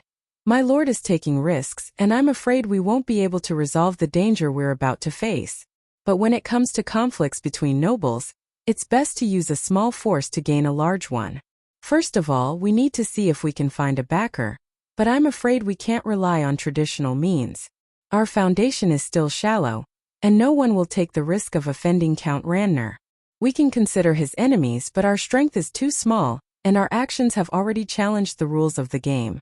Amandina thought for a moment before continuing. The remaining options are those that don't make sense. For example, the Southern Legion. Madara isn't out of the question. Brando waved his hand. Forget about Madara, he replied. Tell me about the Southern Legion. Count Ranner and Madara must have a few reasons for forming an alliance, Amandina replied. The first reason is to use Madara's hand to weaken the Southern Legion. The second reason is to allow them to suppress the strength of the Highlanders within Ranner's borders. Have you noticed, my lord? Madara's undead army has not taken a single step into the lightning pool of the Goddess Lake. From the information we received from the outside, they are most active in the autonomous regions of the Highlanders. Amandina continued. If that's the case, the Southern Legion will be isolated and without reinforcements. I'm afraid that they will hate Count Ranner for not caring about them. However, the Southern Legion's garrisons are mostly barren lands or forests. The biggest problem they face is a lack of supplies. If we can form an alliance with them, we can at least guarantee that we won't have to worry about Count Ranner's safety. You mean Madara? Amandina nodded. It's a good idea. Brando used his quill to scribble on the parchment. His gaze was focused on a point outside the window as if he was thinking about something. But the Southern Legion is currently in deep trouble. After the battle with Madara, they have already cut off all contact with the outside world. Whether or not this organization still exists is a problem. Even if it does, how to contact them is another problem. He stopped writing and took a deep breath. We can't rely on luck, so this idea can only be used as a backup plan. I can send people to Mount Graulis, but before we receive any concrete information, this is only a safety measure. Is there anything else to consider? What about the silver elves that my lord met? Can they be of help? Amandina asked. If we're talking about borrowing strength, they're the biggest help. P.S. I'm designing the later parts of the story. Chapter 242. Silver Elves. Brando tilted his body and rested his chin on one hand. Of course, but the friendship with the silver folk is one of the last cards I can use. I will try my best to avoid using this card until the very end. He asked. Is there anything else? Amandina looked at the yellowed letter under the young lord's pen. Other than parchment and sedge, most of Tanagel's paper came from a certain paper tree, in the Grimoires region in the south. The locals called this tree Douai gold, meaning the tree that produced gold. Most of these papers were sent to the rich provinces of Empire Seal, Cipher or Corvado. But now this trade relationship was unilaterally cut off because of the imminent civil war. The girl blinked and thought of the current situation. My lord, she looked up. Do you want? She suddenly frowned. But even if the princess's faction is weak, they might not be interested in us. Besides, compared to us, the royal faction is obviously more unwilling to offend Count Ranner. You hit the nail on the head, Amandina. Brando folded the second letter and crumpled it into a ball. But what if we don't borrow power but instead divert it? What will happen? He said as he threw the crumpled paper out. Divert it. This letter is indeed addressed to Princess Grafine Corvado Orderfis, Brendel replied. It's meant to give us a chance to breathe from the pressure we've been under. He flipped the tip of his quill and pushed the quill and the paper towards the noblewoman. You write it. A letter to Her Highness? Amandina took the pen and paper, took a light breath and pressed the tip of the pen on the paper. How do I write it? You decide on the format and the content is written like this. Brando snapped his fingers. On the 17th of the month of autumn's twilight, written in Tonagel Baron Ab's fief, by Her Highness Grafine Corvado Oderfies. During the battle 2 nights ago in Sursta, the Black Lord's undead army, led by Matter, bypassed the 4 southern territories and launched a sneak attack on Ab's castle. Not only did they cause a lot of casualties, but Grodin also died in the battle. As a pioneer knight of the kingdom and the Lord of Valhalla, your humble servant believes that I have the duty to temporarily assume responsibility for the defense of this place, thanks to the Baron's hospitality and my dual identity as the Lord of Valhalla. After a night of fighting, the undead have been repelled. However, to prevent the undead from invading again, from today onwards, I will temporarily lead the defense and administrative work of this place. He paused for a moment. Until the arrival of the new lord personally appointed by Her Highness, Brando looked at the noblewomen who were engrossed in writing, and the scratching of the pen was like a whisper in his ear. Continue, he said, and I will question Count Randner's responsibility. Why did he conceal the fact that Insursta's undead army had stopped in the south, and why did he let Madara's army pass through the 4 territories without alerting anyone? Secondly, I hope that Her Highness will forgive me. Lastly, I will attach a magic stone that recorded the images of the battlefield as proof of my words. Amandina raised her head in surprise. A magic stone? She asked. Where did this come from? Just as she finished her sentence, there was a knock on the door. Knock, knock, knock. The young lord raised his head and answered, and the door opened. The one who came in was Falerne, the elder of the Wild Elf sisters. She looked at the 2 people in the room, and then walked to Brando's side. My lord, she answered in a flat tone and placed a grayish-white stone orb covered with fine patterns beside Brando's hand. This is what you wanted. Today, the elven lady was wearing a tight leather armor with a simple short skirt. Her thin golden hair was tied up behind her head, making her look natural and capable. Are you done with the inspection? Brando asked. Falerne nodded. Amandina recognized that the orb in Falerne's hand was a magic stone. It was a magical item made by the mages of Buga, and it was able to record and transmit images. Before the establishment of the Silver Union, the mages and craftsmen had discovered a type of quartz that could record images for a short period of time, 1 or 2 days. However, the silver folk had channeled the quartz into a magic circle to create magic stones that could store images for decades. Magic stones were not rare, but the noblewoman took a closer look at the young man. My liege had prepared everything yesterday, she thought to herself. My liege may be impulsive, but he is not reckless. Brando put away the orb and said to Amandina, with this letter, we will have to see how Princess Grafine Corvado Oderfies will react.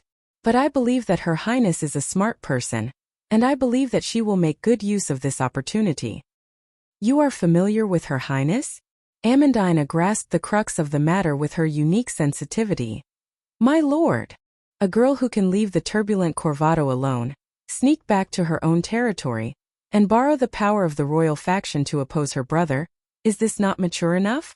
Brando turned around and answered, Amandina, don't forget that she is not yet 16 years old. He paused for a moment.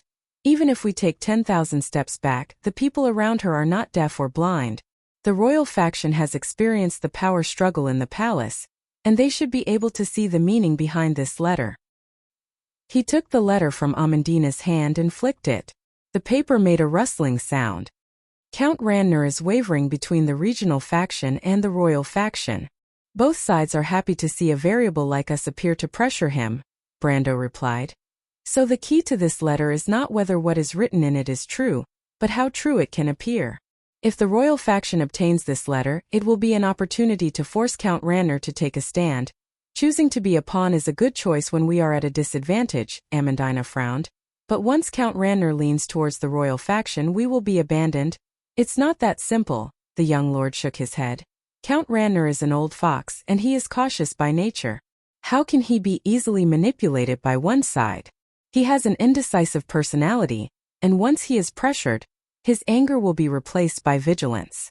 This way, at least temporarily, the pressure on us will be relieved. But in the long run, as long as we have time to breathe, there will be variables for us. He waved the letter and answered. In the end, strength determines fate.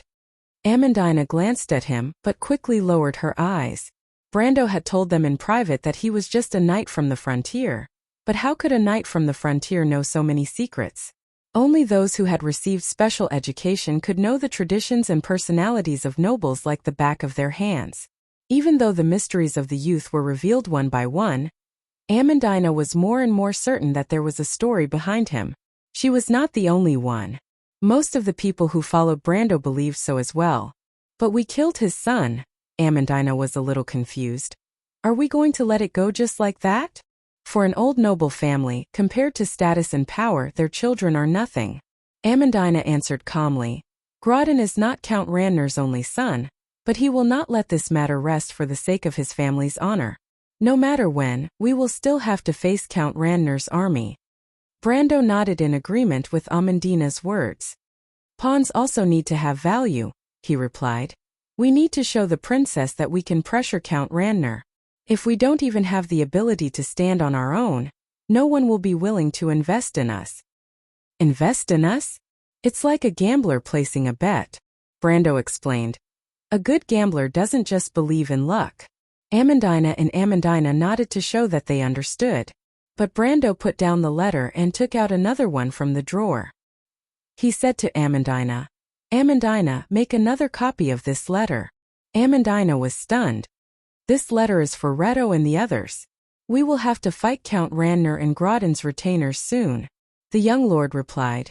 I can only rely on the mercenaries outside, but I don't know if they are reliable or not. He glanced at the door. You know that I don't like to rely on uncertainties, so I need them to give up on their original plans and meet up with me here. Amandina opened the letter and read its contents.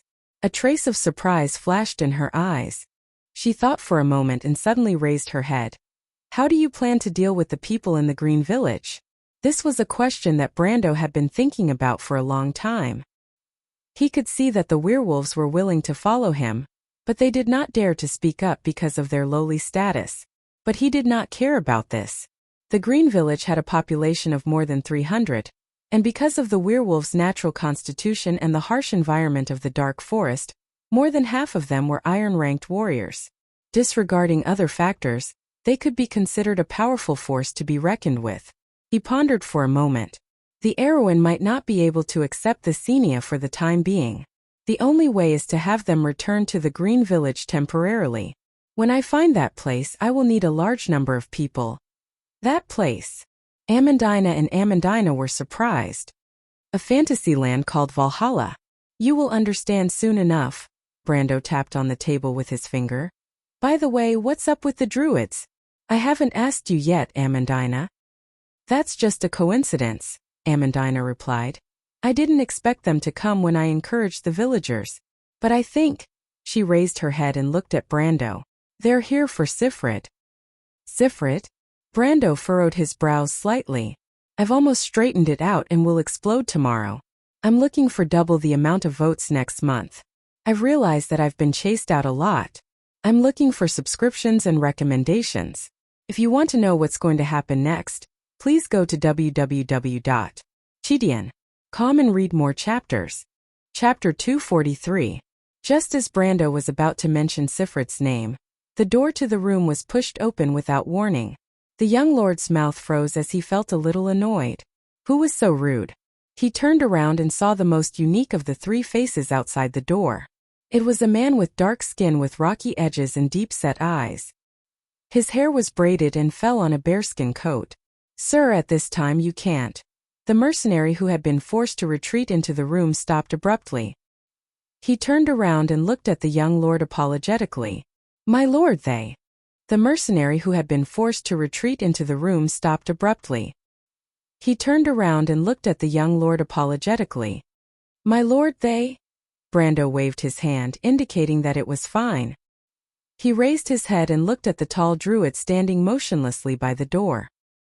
He recognized the druid's name as Andrew, one of the elders of the Withering Tree Council. The two men behind him were Rend and Ramu, both of them from the younger generation of the Forest Council. The mercenary left the room and closed the door behind him, and the room became quiet. Andrew's eyes were sharp as a hawk's as he looked at the furnishings in the room. Since the battle had just ended, the room was still decorated in the dark red style that Grodin favored. However, there was a pungent smell coming from the thick carpet that made him frown. When the guards left, Amandina stood up angrily. "What are you doing?" Even though she was petite, she did not back down. "How can you just barge in like that?" Brando sighed when he heard her words. These beasts really don't know how to interact with humans in a civilized world. He stopped Amandina and looked at Sifrid, who was standing behind the three druids. Every time he looked at the little girl's long green hair that flowed like a waterfall, he could not help but feel a sense of freshness. Sifrid hid behind the three druids, who were as tall as a bear, and smiled shyly at him. Brando's expression softened a little and he asked, "So what's going on here?" He was certain that the druids were here for Sifrid. The druids of the forest were a special force in the Amber Sword. They abided by their agreement with Sifrid and lived in the dark forest beyond the borders of civilization. Other than recording the effects of the magic moon on the animals in the wilderness, they also monitored the growth of the dark forest. Some of the druids had a good relationship with the locals and would occasionally come out of the dark forest to warn the locals of the invasion of monsters. But the druids of the Withering Tree Council did not belong to that group. Something must have happened in the dark forest for them to appear here. What to do with Sifrid? "Lord Viscount," Andre replied stiffly, "we have come to take Sifrid away." "What do you mean?" he asked as he looked at Sifrid. But the little girl avoided his eyes, lowered her head and nodded. This made him feel a little strange. "So," Brando looked at the three druids, "what business do you have with me?" "It's like this, my lord." The youth who had been standing behind Andelu interjected. "Even though we have sought the opinion of Miss Sifrid, her father, and the village elder, Miss Sifrid still insists on obtaining my lord's permission before leaving." "Is that so?" Brando lowered his head to look at Sifrid. "That's right," Sifrid whispered. "Brother Brando." The young lord looked at her, then at Andrew's party. He pondered for a moment, and the more he thought about it, the more he felt that something was amiss. "So what's the matter?" he asked with a frown. "Just tell me." "Miss Sifrid has requested for us to form an alliance with you, my lord." Andrew's light gray eyes fell on Erwin's body, as if he was sizing up a certain part of Erwin's old nobility system. He said, "Because it's said that you got into trouble in order to save her." Andrew's stiff Kurlut's language was rather forceful. "We've considered it, and it's not unacceptable, but there are a few conditions." "Wait," Brendel frowned and waved his hand to interrupt them. "I'm not interested in human trafficking. You better tell me what's going on from the beginning to the end." The room fell silent, and Amandina and Falerne turned their heads to look at him. The three druids looked at each other and Andrew spoke up. "Very well, my lord. The reason why the three of us left the forest is because of the saint's prophecy." Brando raised his eyebrows slightly, but he continued to listen patiently. The druid elder continued. "The prophecy mentioned that a little girl will inherit Lady Sifrid's will, and will be born in this land." He paused for a moment. "And we believe that this little girl is Sifrid." "Apocalypse?" Brando nodded. In the world of Wond, even though the gods were incarnated into the laws of nature, they still had the power to influence the world. When this power interfered with the history of mortals, an oracle would be sent down. This was the prophecy of the saint. But when he looked at Sifrid, the first thing that came to his mind was whether the druids were lying to him. A druid would never joke about the name of the forest god, unless they were imposters. But of course they were not imposters. The druid's magic could not escape Brando's eyes. This news surprised him. If Sifrid was born because of the saint's will, then she was not a chosen. Brando then thought of Grodin's actions against Sifrid. Perhaps the undead of Madara had received some sort of revelation from this prophecy. Furthermore, the Baron might have also received this information from the skeletons. If that was the case, then the previous mystery could be explained. It seems that the relationship between Count Randner and Madara isn't as simple as just using each other.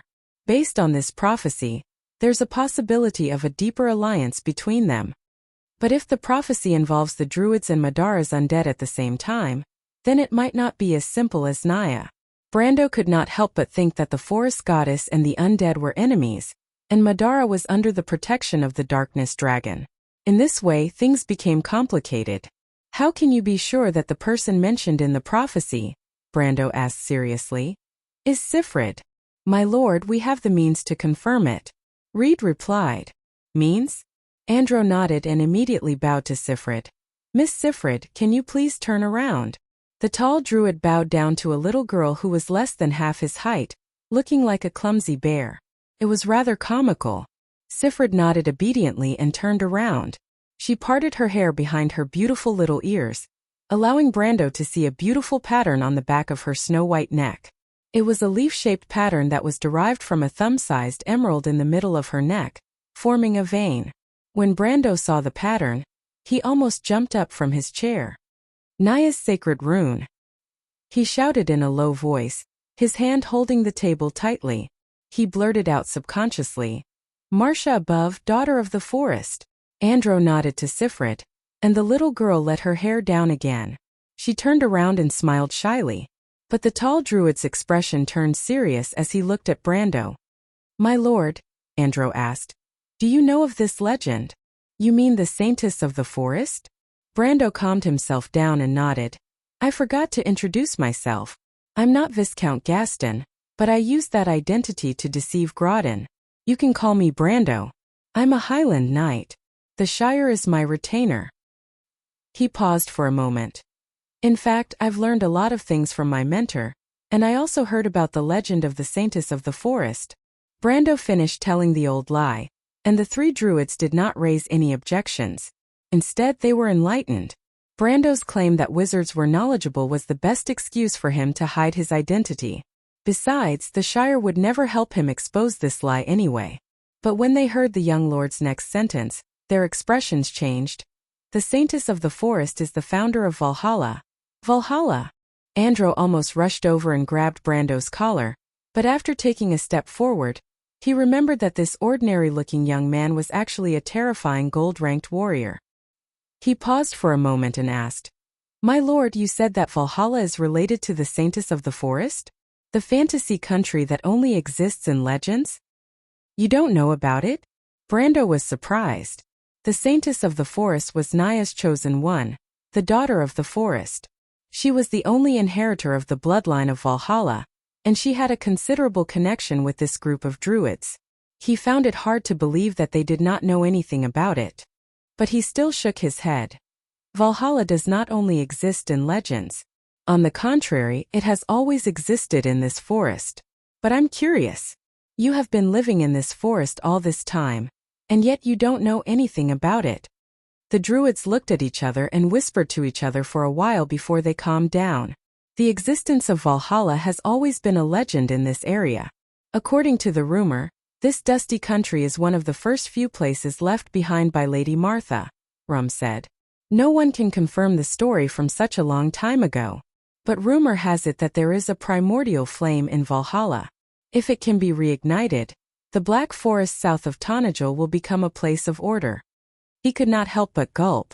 In this way, the druids of the Deadwood Council, who have been guarding the land for generations, can finally come to an end, and we can also answer to Lady Naya. So, Brando glanced at them. This is the meaning of the apocalypse. One goddess of the forest, too. A kind of wilderness. The Black Forest was a vast forest located on the border of Wonde, outside of civilization. It was widely distributed from the south of Erewhon, all the way to St. Tossel, the Knight's Nation, Grace, and even the area on the border of Aranta. Long before the Dark Age, humans had learned to explore and open up new places in the Black Forest. To be continued. If you want to know what will happen next, please go to www.chidian.com. There are more chapters. Support the author, support the original reading. Chapter 244. Wait a minute, Andelu interrupted Brando. My lord, what do you mean when you say that Valhalla has always existed in this forest? Just like what I said on the surface, Brando replied. The druid shook his head. That's impossible, he said with certainty. If Valhalla is in the forest, there's no way we wouldn't have sensed it. Andelu suddenly realized that the youth was trying to trick him. They were only here for Sifrid in the first place. But Andelu had accidentally revealed so much, some of which were even related to the core of Naya's prophecy. He paused for a moment and stopped abruptly. Sir, let's return to the topic at the beginning. Sifrit has given me full authority to decide on this matter. If you can't convince me, don't even think of taking her half a step out of this territory. Brendel shook his head. Sifrit has given me full authority in this matter. If you can't convince me, don't even think of taking her half a step out of this territory. Andelu raised an eyebrow, but Brendel interrupted him. There's no need for unnecessary words. My understanding of you druids is no less than your understanding of yourselves. Brando said coldly.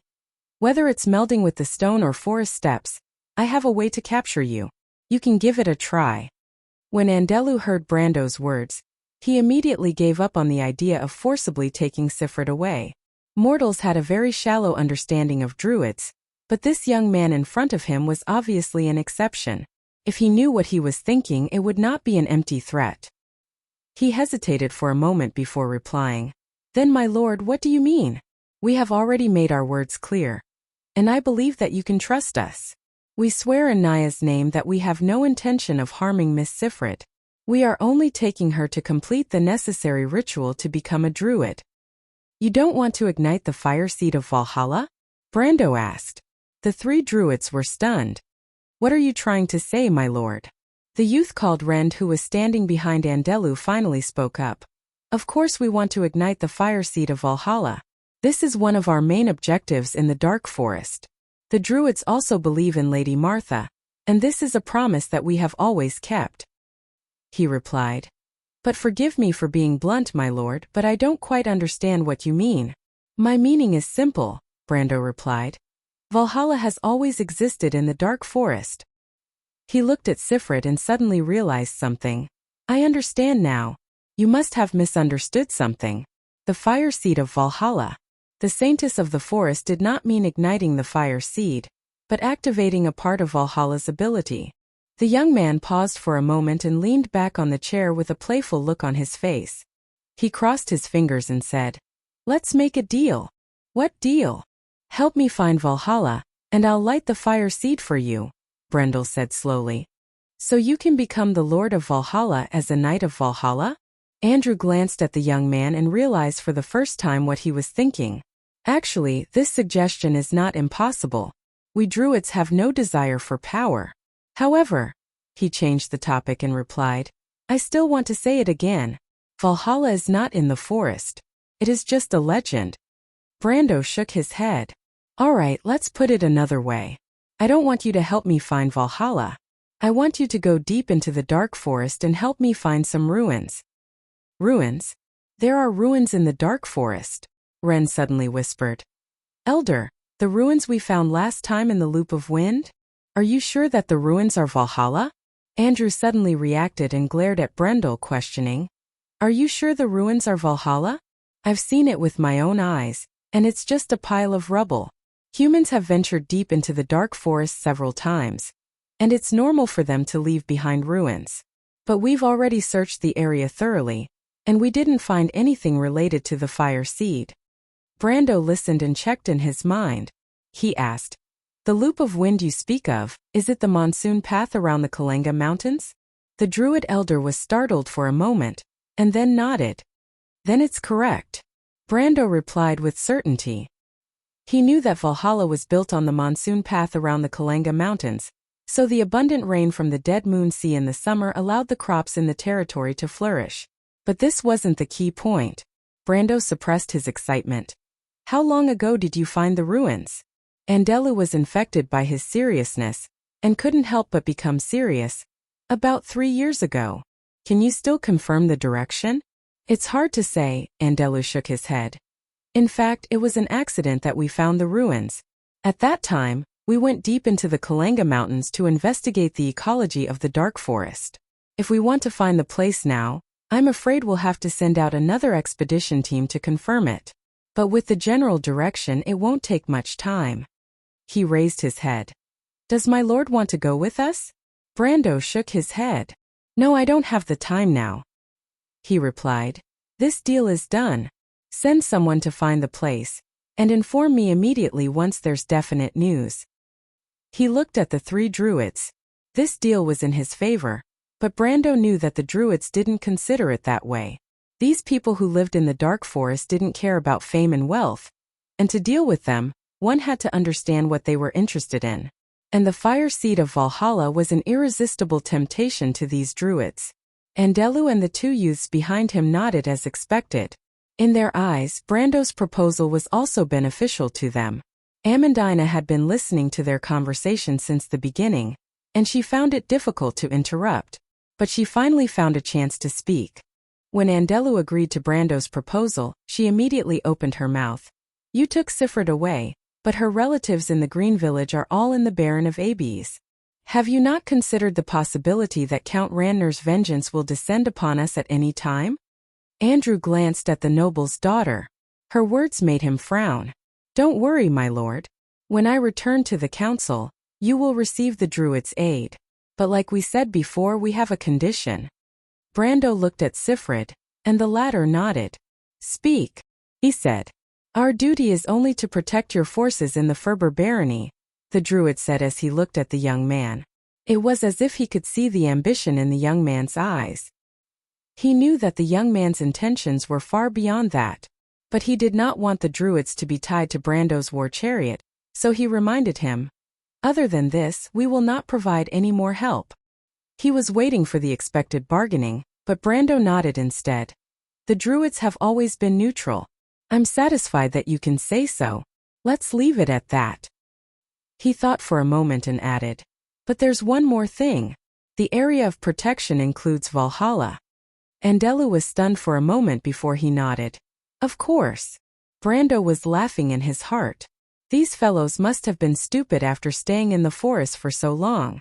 Even though he was much more experienced than Grodin, he was still only at this level. The druids were able to predict his plan, but they neglected the ambitions of the other nobles. Just like Tanagel's current situation, Count Randner would not let this matter rest, and war was inevitable. Moreover, even if the war ended, the other nobles would still covet Valhalla's legendary territory. The greed of the human heart was endless, and it was only a matter of time before they boarded the war chariot. Brando knew that he had to save the crumbling Erewhon from the fate of destruction. In order to fight against the great inertia of history, he had to obtain more help. Tanagel's druids were an opportunity, and a part of his plan. This was a step forward, and no matter how big or small it was, history would change forever. But he stopped and looked at Sifrid. Sifrid, becoming a druid is not an easy task. Even though you are the chosen one of Goddess Nia, a person's fate is still in their own hands. Even if you stay here, you can still learn a lot. He paused for a moment and his voice became gentler. So you still want to go with Andelu and the others? His words made everyone look at him in surprise, especially Andelu and the others. In their minds, Brando was no different from the other nobles in Erewhon, but at this moment there was a slight change in their view. Sifrid hesitated for a moment, but eventually nodded her head. I want to go, Brother Brando. She replied. Why? Falerne looked at the three of them suspiciously. She did not understand the druids as well as Brendel did, and she was furious at him for handing over Sifrid, but she could not refute him due to her status. Isn't it good for you to be here, Sifrid? Why do you want to go to the forest? Sifrid raised her head and looked at Amandina. Because of Sister Amandina. She answered seriously. Me. Amandina was surprised. Sister Amandina and father said that it is impossible to not rely on yourself, Sifrid replied in a crisp voice. Brother Brando is very good to me, but I can't accept it with a clear conscience. Uncle Andelu said that when I become a druid, I'll have the same abilities as them. She paused for a moment to catch her breath. At that time, I'll have the ability to protect the villagers. Brando's gaze softened. Well said. He replied. To be continued. If you want to know what will happen next, please go to www.chidian.com to read more chapters. Support the author, support the original reading. Chapter 245. Brando walked to Sifrid's side and placed his hand on her shoulder. Sifrid is a sensible child. He raised his head and looked at the tall druid elder. I treat her as my own sister, and I'm entrusting her to you according to her wishes. As for whether or not she can become a citizen of the forest in Vaunt, another name for druids, I don't care, but I ask that you must ensure her safety." He paused, and his tone became more serious. Can you do it?" Andelu nodded. "There's no need for you to say it, my lord." "Thank you, Brother Brando." Sifrit held onto the corner of her clothes with both of her hands and replied obediently. Brando smiled faintly and patted her forehead. The little girl's seriousness and sensibility were naturally lovable no matter where she went, but Brando did not mind her request to form an alliance with the druids.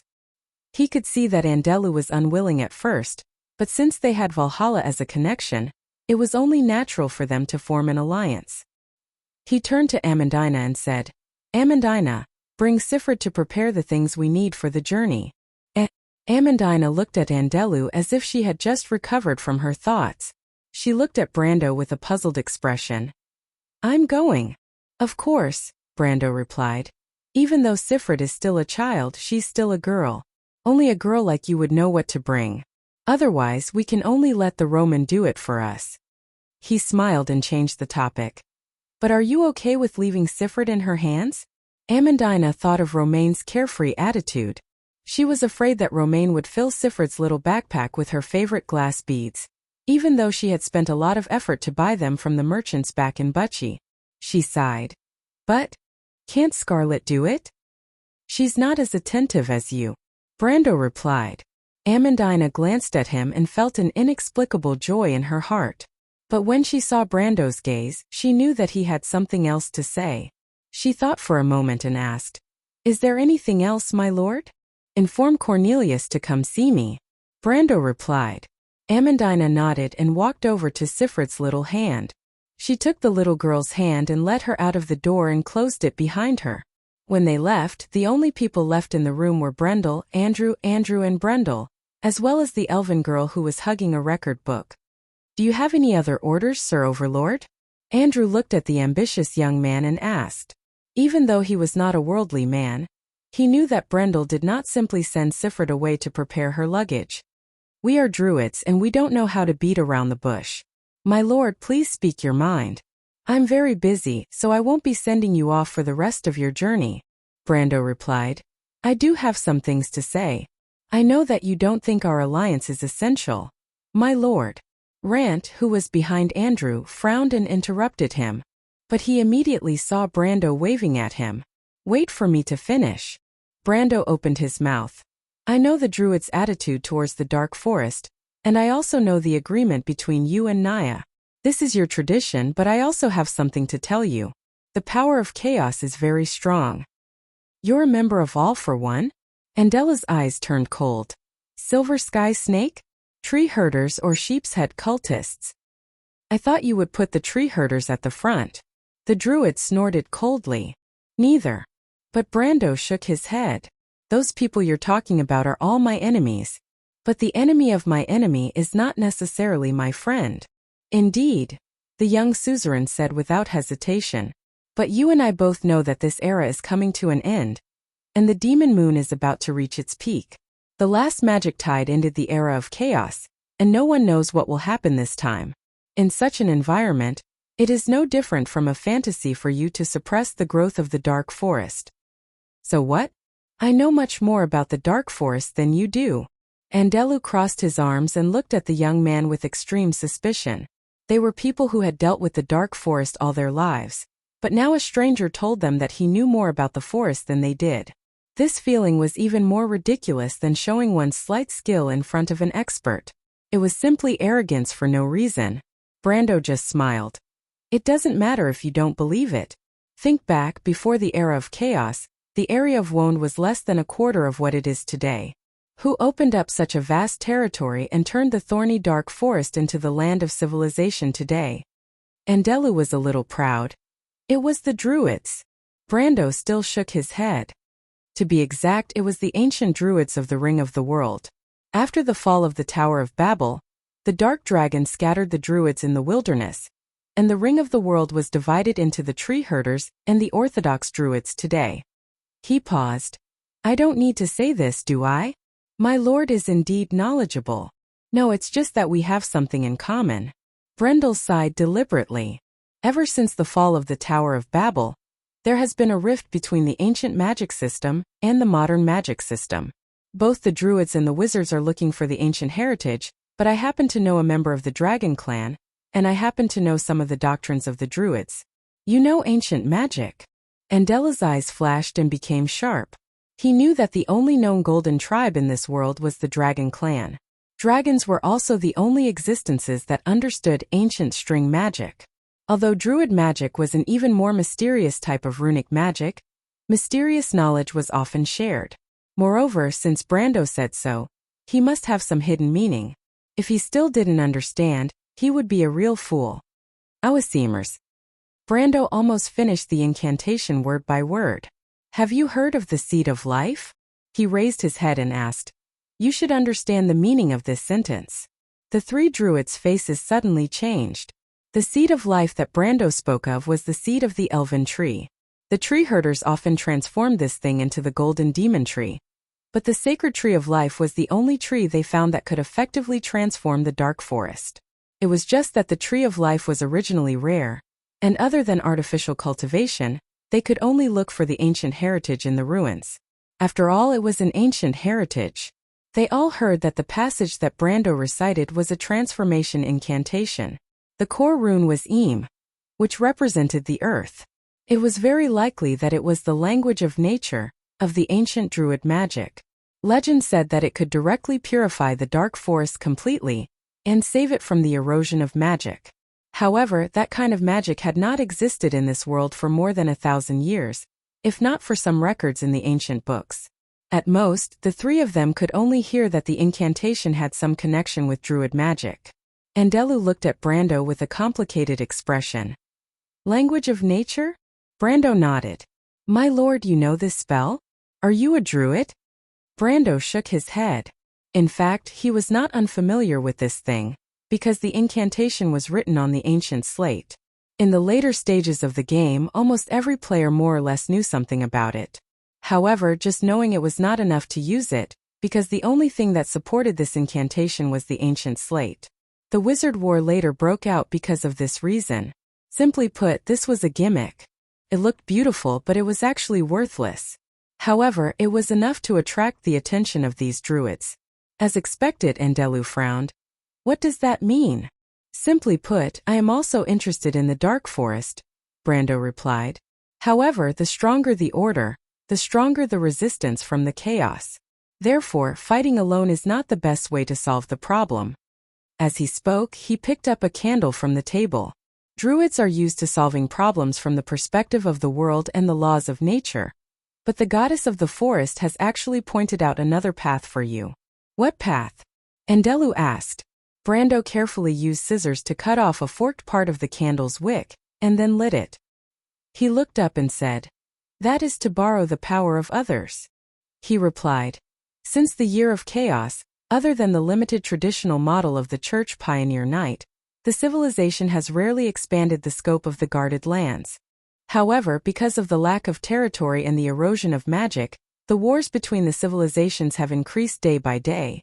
He paused and changed the topic. However, I intend to open up a new model to end all of this, even if it's just a trial. The young lord smiled slightly. However, I am very confident. I just don't know if you are interested. Andelu lowered his head and pondered for a moment. My lord, you can just say it. What I mean is, Brando said as he picked up the envelope on the table. He tilted the candle slightly and let the hot wax drip on the envelope.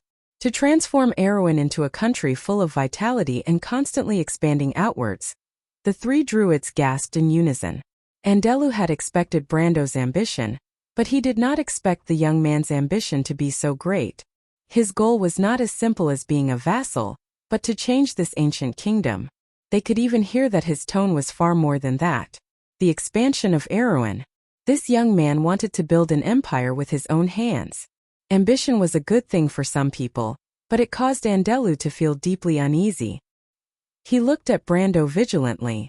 Expansion will bring bloodshed and war, which is contrary to our beliefs, he said in a low voice to avoid making the other party unhappy. Therefore, my lord, if you want to use this to entice us to join you, I'm afraid you are wrong. War is inevitable. Brando put down the candle and took off the ring of the Wind Empress. However, for me, war is a means to protect myself. Because I'm afraid you have misunderstood the meaning of expansion. Wait, you mean? Andelu interrupted him in disbelief. Brando nodded seriously. The expansion I'm talking about is the barbarian lands. He pressed the ring of the Wind Empress on the wax and then raised it. Using the power of the country, we will open up new territories in the barbarian lands. If you want to know what will happen next, please go to www.chidian.com. There are more chapters. Support the author. Support the original reading. Chapter 246. The expansion I'm talking about is aimed at the wilderness. Using the power of the kingdom, we can open up new territories in the wilderness. Brando replied, pausing between each word. Then he stopped what he was doing and looked up at Andrew, who was looking at him with a complicated expression. The druid elder took a light breath, but he still did not believe it. But the law of nature is a cycle, and as the lord of a land, you can make things simple. But it's like a force where there's oppression, there's resistance. You pushing all this with your own power may be a good thing for the world of order, but others may not agree. The elder paused and changed his way of answering. Opening up the borders of civilization is a dangerous and difficult thing, especially in this day and age.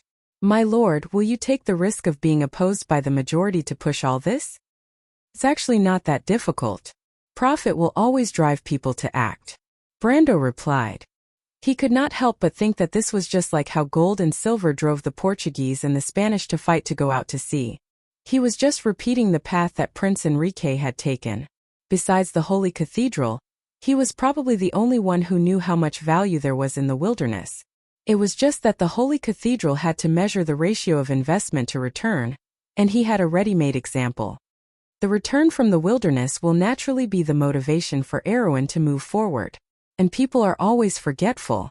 When there's gold in hand, only a few people will see the risks that come with it. The young lord replied. Not to mention, when the majority of people's lives improve, they will not want to go back to the past. You're so sure that investment will produce returns, and that not making ends meet is a common thing. Andrew retorted. Once there's a setback at the beginning of the plan, it will be a devastating blow to your entire plan. Brando laughed in his heart. The fact that they were already thinking on his side meant that he had convinced them. After all, this was an innate temptation for druids, and it was almost irresistible. That's why I need you in addition to my experience, he replied. A thorough plan with a bit of luck. Everything has its risks. You can see that individuals often fail because they lack a strong support behind them. This support is the support of the territory, the lord, and even the entire kingdom. Brando thought to himself. In fact, some great lords would occasionally take the initiative to explore new territories. However, with so many enemies, no one dared to invest too much in unknown territory. As a result, this kind of investment was usually a one-time thing that never returned. Over time, apart from the true gamblers, no one was interested in the wilderness anymore. However, this was also because most people did not have a clear understanding of the wilderness. However, he had an advantage, and that was that he knew that his investment would definitely yield returns. This was the advantage of experience. Andrew was silent for a moment before he finally nodded. All right, my lord, you've convinced me. If you can really do all this, what do you need us to do? It's not what I need you to do, Brando replied. It's just that you have to protect the fruits of your labor. You'll understand. In this world, I'm not the only one with ambition. You haven't really seen the greed of other lords. The elder druid nodded. I understand, he replied. I have to say, my lord, you're the best lobbyist I've ever seen. Brendel smiled faintly. He picked up the 2 letters from the table and said, There's one last thing I need to ask of you. Speak. Andrew took a deep breath. Brando's words had even made him a little excited. If he could really do it, then the changes to the entire world of order would be earth-shattering. If the merciful King Eric was the greatest pioneer after the Year of Chaos, then this young man would probably dominate the history of the next era. If he could succeed. Help me deliver these 2 letters. Letters? Who are they for? The elder druid asked. Pass through the forest and you'll be able to reach Port Gris from the east. Some of my subordinates are currently there. Brando replied. Deliver these letters to a man called Copper Dragon Reto. Copper Dragon is his title, so I'm sure you won't get it wrong. Is there anything else? Andrew took the letters and looked through them. Brendel shook his head. There's nothing else. The only thing left is for time to prove itself. I have other matters to attend to, so I won't be seeing you off. I wish you success. Andrew nodded. Then we'll take our leave. He bowed deeply to the young lord, opened the door and went out. Falerne raised her head and watched the trio leave. She turned around and asked, My lord, are you going to deliver the letters to them as well? Even though she knew that Brando was a meticulous person, she still couldn't help but feel uneasy when it came to strangers. She didn't understand why Brando would trust 3 people he had never met before. Not only did he entrust Sifrid to them, he even entrusted them with a matter of life and death. Even if the other party was a druid, what if this identity was fake? Brando naturally couldn't explain the reason to her. He could only explain his knowledge of the druids as a wizard. But on the other hand, he couldn't tell her that he actually knew these people. Where did he meet them? That was more than 10 years later. After the Sacred Stone Conference, he spent a long time raising his prestige in the Witherwood Council. It was all for the sake of clearing the Valhalla ruins. In that era, Groton was long gone. It was the era when Aween was at its strongest after its resurgence. No one would believe it except for a lunatic. He thought for a moment and replied, Copper Dragon Reto has always been in contact with Freya. It shouldn't be too troublesome to deliver a letter to her. Amandina glared at him. You know that's not what I'm talking about. She snapped. My lord. Brando smiled. Of course I know what you're talking about, Miss Elf. But you have to admit that I know the druids better than you do. Trust me, they're telling the truth. The prophecy of the forest should have appeared a long time ago. The druids' respect for Naya is far beyond what you can imagine. Delivering a letter for me is just a casual activity. I believe that Andrus will treat this as a test. If you don't put yourself in their shoes, it's hard to understand how important this matter is to them. Brendel thought for a while and added, If you don't put yourself in their shoes and consider their values, it's hard to understand how important this matter is to them. But, no buts, Brendel came up with an excuse. Besides, that's a consideration in itself, and I have a backup plan. A backup plan? Falerne looked at him suspiciously. Why didn't she know?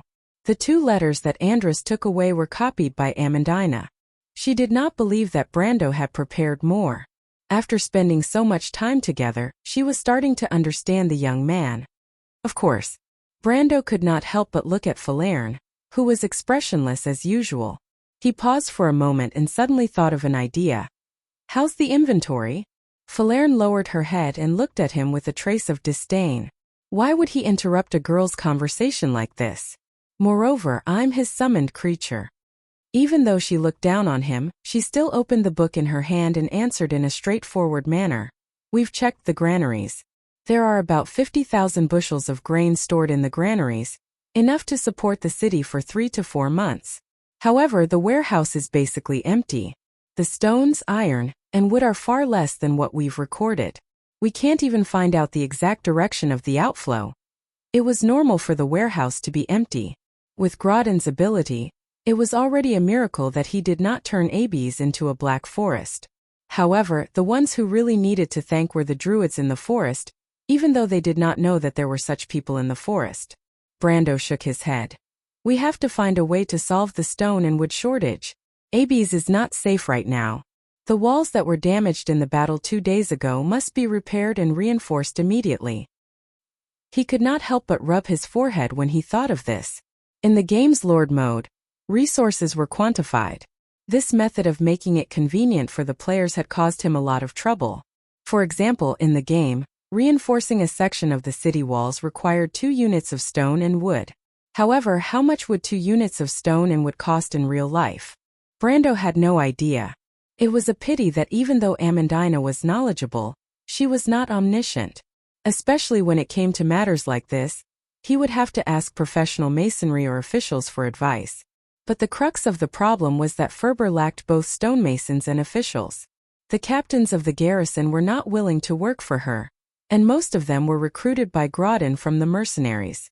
They could not answer these professional questions, In fact, they did not know as much as the Nightsong Tiger, although the Nightsong Tiger was not much better than Amandina. Brando felt a headache coming on when he thought of this problem. He shook his head. In short, how much do we have left? Is it enough to repair the walls? Falerne looked at him and thought. My lord, didn't you ask for it when you cut the southern gate in half in order to show off? However, she replied with an expressionless face. My lord, to put it simply, we don't have. What?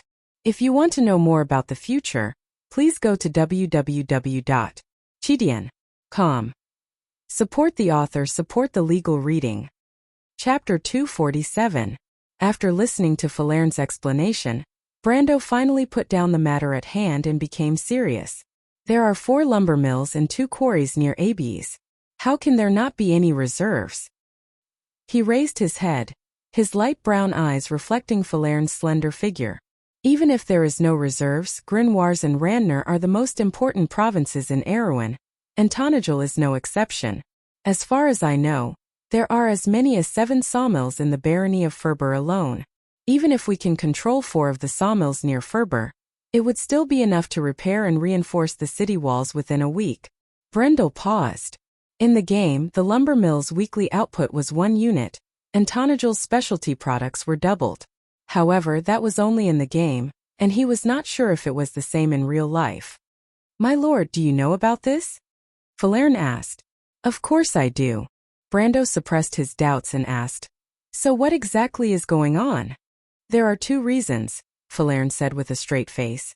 First, the workers in the lumber mill are Grodin's private property, and they are not willing to work for us. Why? Because they are afraid of retaliation. In their eyes, my lord is bound to fail sooner or later. After all, your enemy is Count Randner, and you, my lord, are but a fledgling noble. That's reasonable, Brando nodded. Then let's dismiss them. Don't make things difficult for them. Without a sense of security, the people will not follow us. Humans are realistic, and no one will believe in empty words. But it's fine, the key to turning the situation around is just around the corner. As long as we get through the first hurdle, our forces will stabilize. Then before that, what about the workers in the lumber mill? Falerne asked in a calm voice. Don't we still have the Senia people? That won't do. Why? Because before that, my lord must take back the lumber mill. What? Brando was amused. Could it be that the sawmill is still not under our control? He clearly remembered that the nearest sawmill to Abes was only a few miles away. Could it be that the noble's private army that had escaped from Abes had regrouped outside the city so quickly? In the young lord's impression, the noble's private armies did not seem to have such high combat strength and tactical accomplishments. Pharaoh shook her head and answered him. No, according to what we know, 3 of the 4 lumber mills have already been occupied by the subterranean dwellers. The remaining one was abandoned 5 years ago. Caveman? Brando asked. Aren't they the residents of the lowest level of the underground world? Don't they live under the Jorgendi Ridge? Legend has it that the various tribes of the underground world are in endless disputes, and at the same time they are fighting with the demon lords. When did they have the time to come to the surface? There's a crack in the forest that connects Jorgendi Ridge to the surface world. Furlough paused for a moment. Captain guessed that it might be a tribe that fled here during the war. Grodin doesn't care about it. Brando was a little depressed. He knocked on the table with his knuckles. That's his property. But he suddenly stopped when he saw the elven girl looking at him with her clear green eyes. Her eyes were clearly saying, "Who knows what those filthy nobles are thinking?" He suddenly realized that even though Grodin's lackeys were tyrannical in Abes, they were a complete mess in terms of combat strength. Even a group of mercenaries led by Brendel could easily defeat them, let alone the subterranean dwellers. In the game, mercenaries were nothing more than miscellaneous weapons in the human world. Even though the subterranean dwellers were the lowest level of residents in Jorgendi Ridge, they were also the first official army of the underground kingdom. They were equivalent to Cruz, the strongest human empire under the Holy Cathedral of Fire. They were at least light cavalry or spearmen, and were the core of the army in the Erewhon kingdom. If Grodin wanted to rely on his lackeys to fend off the subterranean dwellers, he would have a headache just defending against them, let alone attacking them. Brando couldn't help but pat his forehead as he cursed himself for being incompetent. However, this realization also reminded him of something. Even though level 1 subterranean dwellers were nothing to him, he had to realize that this was before the Second War of the Black Rose. During this time, the highest level of level 5 subterranean dwellers was only level 1. Unlike the second chapter of the Amber Sword, War and Chaos, where monsters like the great alchemist Tamar emerged one after another, ancient units also appeared in the world, and the ranks of the subterranean dwellers rose like a rocket. It was precisely because of that glorious era that Brendel's vision was so high. Thus, the current wars were like child's play to him. For example, the Insursta Dragon's invasion of Bucci in the future would be considered a border conflict, but in this era, it could be considered a rare war. After all, he only had a few mercenaries under his command. Most of these mercenaries had yet to reach the level of iron-ranked, and they were considered as the noble's private soldiers in the Amber Sword. However, in this era, in this place, they were considered the main force of the war. After all, this was Erwin, not Cruz of the Eagle Empire. Thinking of this, the young lord stood up. The elven maiden who was holding a book looked at him calmly, but a hint of curiosity flashed in her green eyes. "My lord." "Follow me," Brando replied. "Where are we going?" "We're going to meet someone." "Someone?" Falern was startled, unable to follow his train of thought. "What's wrong?" "It's nothing." Brando shook his head and took out the sage slate from the drawer. He then took the sword that the elven maiden handed to him. It was an ordinary magic sword, one of Grodin's collection. The Baron was cruel and bloodthirsty, but he was not a brave warrior. It was just that Erwin's nobles valued martial arts, so he could not help but pretend to be a gentleman. However, all of these items had now become Brando's spoils of war. The young lord weighed the sword in his hand and sighed. It was just an alchemy greatsword with a black iron label. It could not withstand his full power, but it was slightly better than a common longsword. Every time this happened, he could not help but miss the Thorn of Light. It seemed that ever since he lost that sword, he had not found another weapon that suited him. Although he had many goals in mind, he did not have the time, or the spawn point was not on the way. He put away the sword and added, "I just suddenly felt that time was pressing." The elven maiden glanced at him. Soon, the two of them left the study and silently walked along the corridor on the north side of the castle. Brando looked at the elven maiden who was holding the book as if she wanted to say something, but she held back her words and asked, "What's wrong?" "It's nothing." Falern looked at the empty corridor in front of her and replied, "It's just that Cabiaz's relic is still with me, my lord." "That's right." Brando slapped his forehead. "I remember now. What was it that you wanted to ask me last time?" Falern lowered her head and rummaged through her pouch for a while before taking out a small object. She looked at Brando's outstretched hand and opened his palm, revealing a diamond-shaped golden object.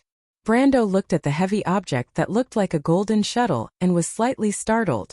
He immediately blurted out, "So it's this. Cabiaz was really lucky." He paused for a moment. "No, I should say that I'm really lucky." Falern looked at him with a puzzled expression. "This thing is called the Stone of Order, also known as the Door Stone. It's a good thing."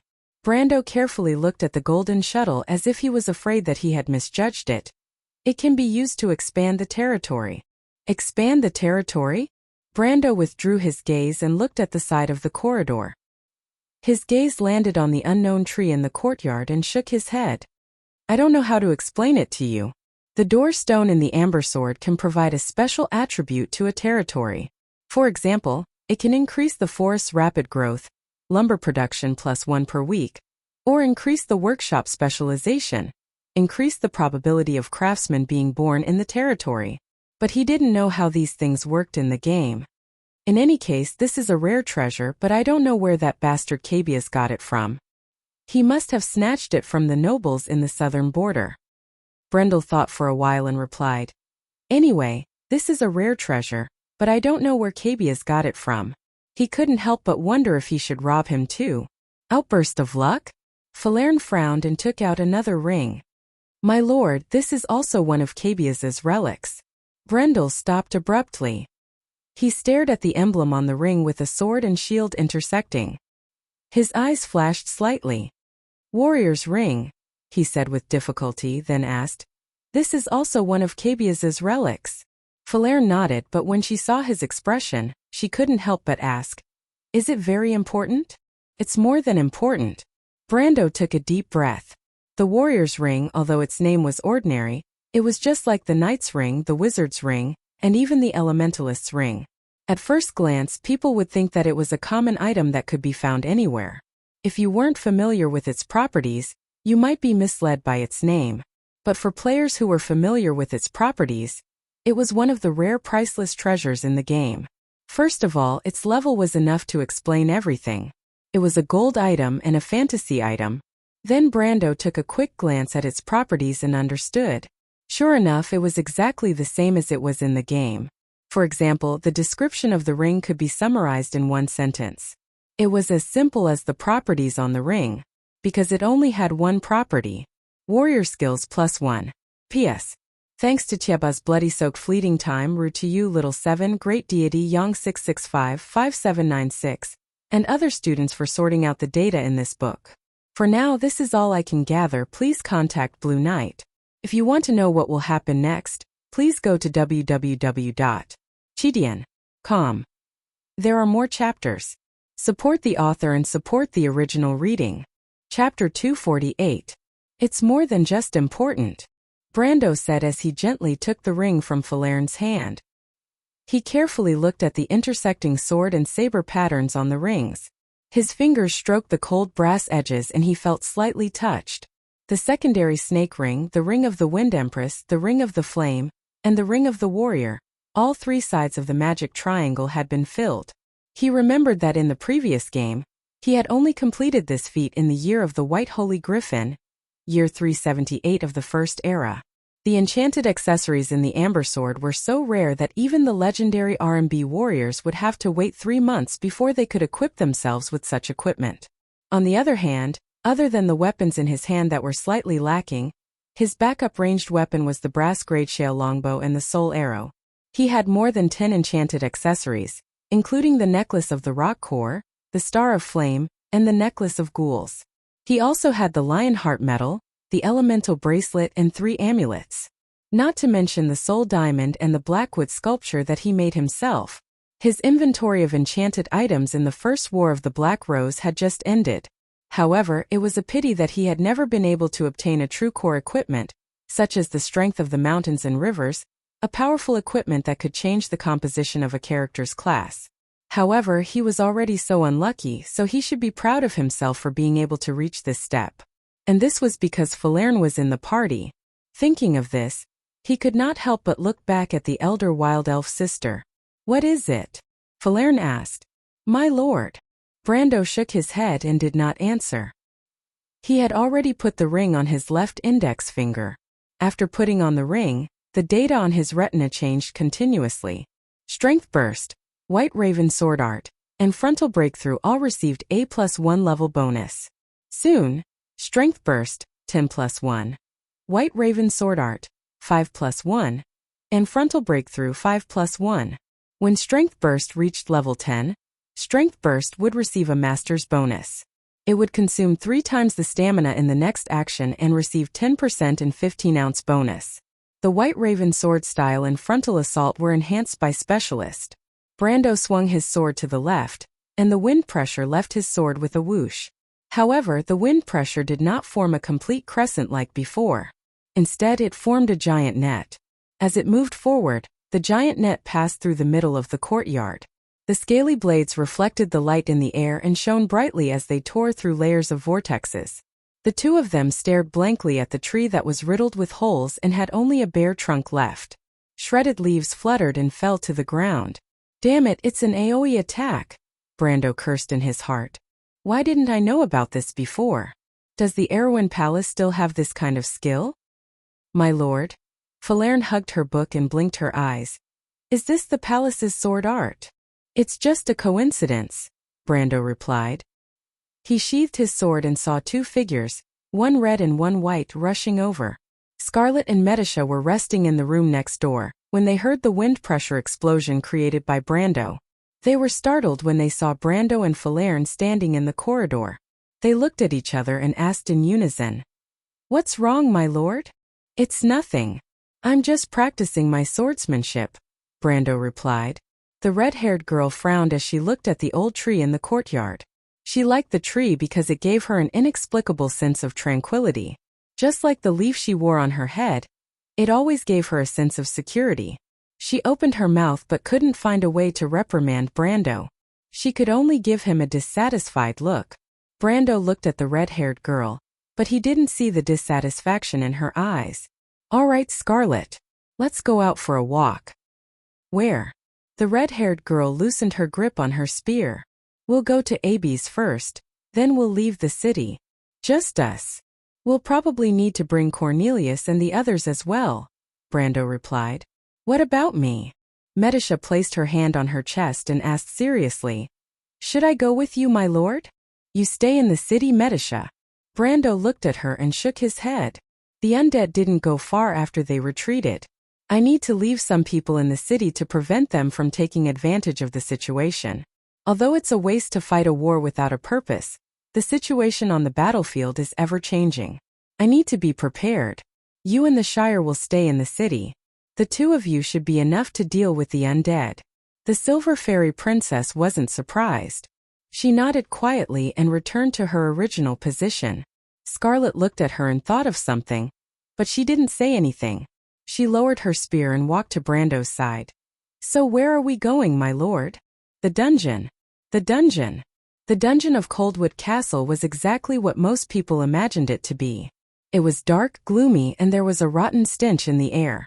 Occasionally, a rat would run across the uneven stone floor, often bigger than a cat. Abby's castle was built in the year of the green, about 240 years ago. At that time, Erwin still had to deal with threats from the borders, so the dungeon was built to imprison barbarians who were captured during the war. But today it was mostly used to deal with those who couldn't pay the taxes. Poor people, poachers, and nobles who offended Groton were all casually charged with a crime. Sometimes even this step was skipped and thrown into the dungeon. This kind of dark days usually lasted for a few years in prison. Aween's criminal law was enacted during the kingdom's most difficult period, and the provisions for the lower classes had not been amended for centuries, so it was extremely harsh. In fact, there were many people who died of illness in the dungeon of Abby's castle. After a night of fighting, Brando ordered Amandina to release most of the peasants who couldn't pay the taxes. The usually crowded dungeon was unusually quiet at this moment. The sound of footsteps could be heard in the silent darkness, occasionally colliding with the iron chains that hung from the ceiling. Bosley's sharp senses caught the sound of the footsteps. Someone's coming. The old man calmed his breathing. The footsteps were steady and strong, and they were moving at a steady pace. It didn't seem like the messy footsteps of the prison guards. Moreover, the guards in the dungeon seemed to have changed since last night. The footsteps of the newcomers were also different. They seemed more like soldiers who were trained in the battlefield, steady and capable, but there was a slight difference. His eyebrows twitched slightly. The footsteps were getting closer. Bosley had interacted with soldiers for half of his life, and he had an instinctive sense for people who were filled with killing intent. He heard the footsteps coming to a stop not too far away, and then a clattering sound could be heard in the darkness. It was the person opening the door. The door led to this area, and the old man knew that he was the only prisoner in this area. He couldn't help but think to himself, "Is the person looking for me?" His heart pounded violently. The iron chains fell to the ground with a clatter. Not long after, the first ray of light shone through the corner and into his cell. Bosley stared greedily at the ray of light. Tears flowed from his eyes, but he didn't move an inch. He couldn't remember how long it had been since he last saw light. He didn't even know the sun after he was captured. Did they change their lord? But there's no good person in the Diener family. He snorted lightly in his heart. The flickering light from the torch finally shone into his cell. Bosley moved slightly and lowered his head, allowing his messy hair to cover his face. But after a while, he heard the gentle voice of a young man. The voice was like a clap of thunder, and he couldn't help but raise his head. "Bosley Houston, Lord of Jinchang Royal Faction. Didn't you die during Everton's rebellion?" Bosley raised his head as if he was under a spell. His body was stiff, and his face was pale as he stared at the young man who he had never seen before. The light from the torch in the young man's hand caused him to shrink back, but he couldn't help but ask in a hoarse voice, "Who are you?" Brando wasn't wrong. He was Bosley Houston, Lord of Jincheng. The royal faction suffered a crushing defeat in the last war. Even the leader of the royal faction, the Earth Knight Duke Everton, was implicated and imprisoned, let alone a small character like Bosley. When he escaped from the capital, he lied that he had died during the night of the rebellion. But because he wasn't an important character in the royal faction, he was able to escape death. After that, he came to the border of the kingdom and concealed his identity, waiting for the day when the royal faction would rise again. He never thought that he would offend Grodin over a small matter and be thrown into this dark prison. He thought that he would spend the rest of his life in this prison because no one would care about a small character like him. However, he never thought that there would be a day when someone in this dark prison would call out his true identity. Even Grodin didn't know his true identity. It wasn't just him. When Brando spoke, even Falerne and Scarlet looked at him in surprise.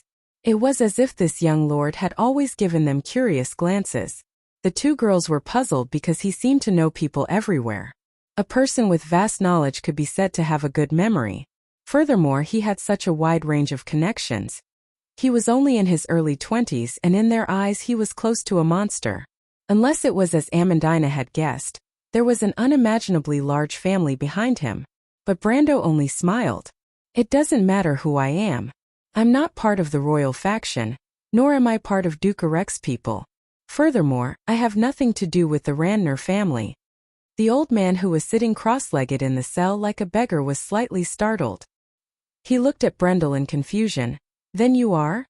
You can think of me as a faction of my own, Grandmaster Bosley."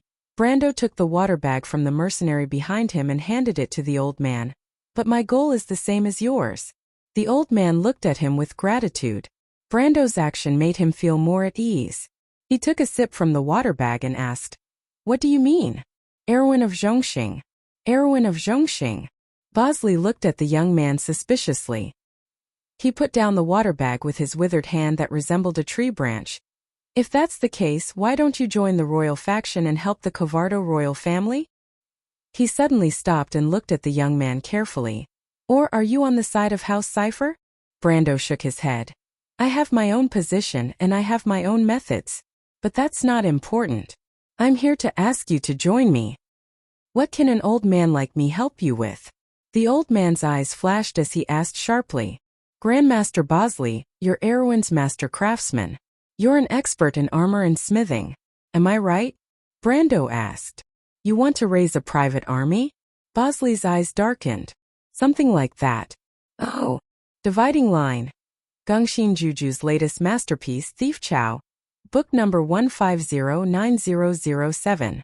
The Three Kingdoms again. However, the main character this time was not Dong Feifei, who had killed many people. Fine, I'll admit it. I love Chow Chow in the Three Kingdoms. I hate Uncle Lu and Sun Zhongmo the most. This book tells the story of Thief Chow. It's not Chow Pai, Chow Ji, or Chow Anmin. It's just like a hot-blooded villain, but I'll try to add in some new material. It's not just about fighting for hegemony. It's actually quite interesting to see one's father become a dragon. It's a bit refreshing. I hope everyone will like this book, like Thief Chow. The rolling waters of the Yangtze River flow to the east, washing away all heroes. Right and wrong, success and failure vanish in a blink of an eye. The green hills are still there, and the sun is still setting. To be continued. If you want to know what will happen next, please go to www.chidian.com to read more chapters.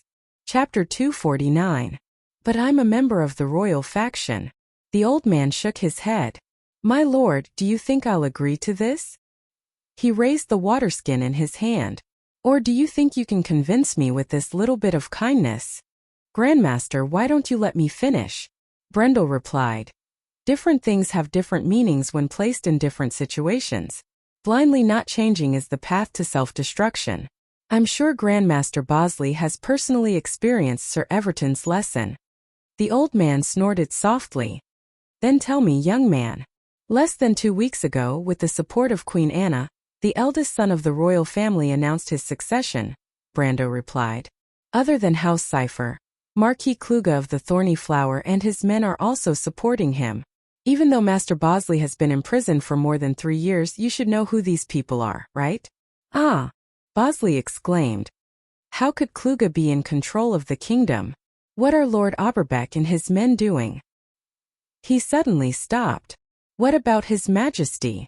Brando did not answer and only looked at him. The old man was slightly stunned. His white hair trembled, and the wrinkles on his face deepened. He looked like he had aged 10 years in an instant. How? How could this be? Wouldn't our efforts be in vain?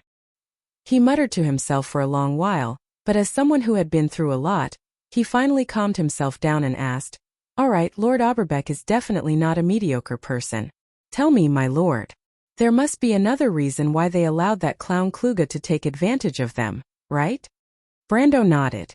But in his heart, he thought that Marquis Kluge of the Thorny Flower was not a clown. He was one of the core members of All for One. How could he be a mediocre person? But even so, he still narrated the series of events that happened since the War of the Black Rose. From his narration, the meaning of this war became completely different, because at this moment, no one in the entire Awi knew better than him what kind of earth-shattering changes were happening in the neighboring Kingdom of Darkness. You mean Madara's invasion? Exactly. Bosley's expression turned ugly, and he finally raised his hand to interrupt. So you're saying that everything is related to the Mercury Staff?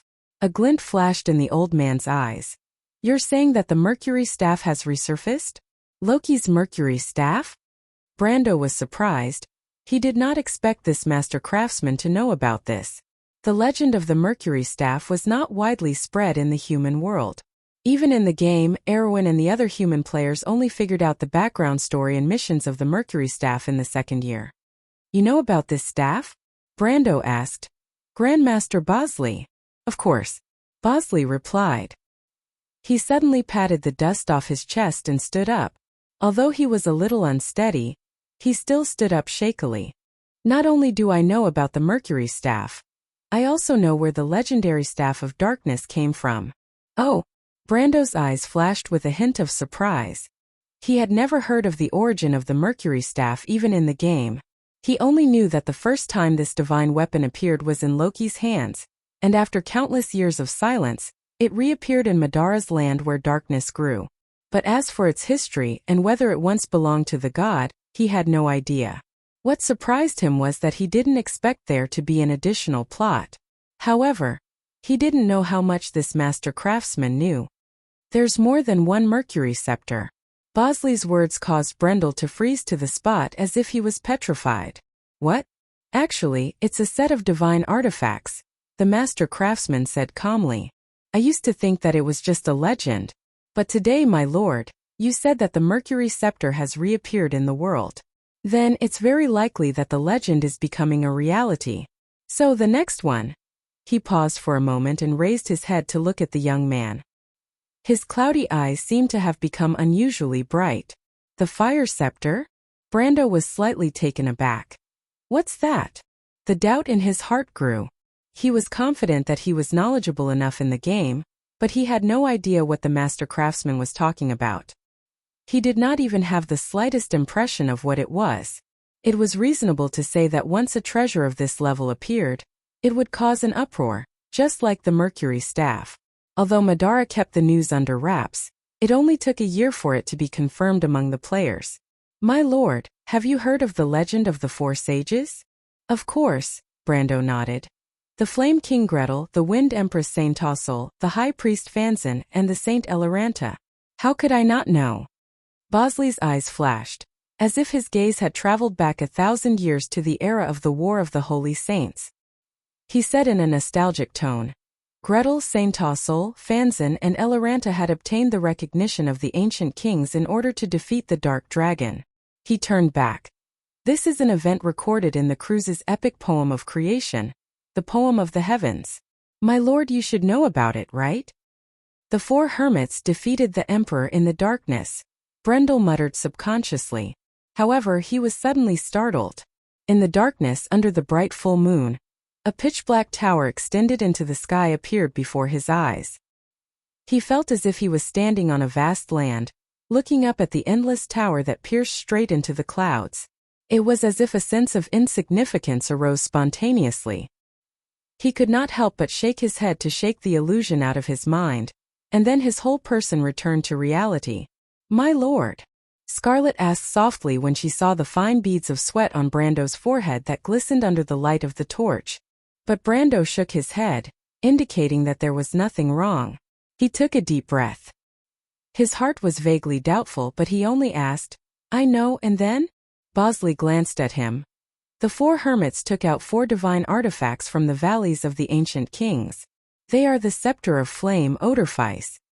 "Wait!" Brando shouted. "Odorfice?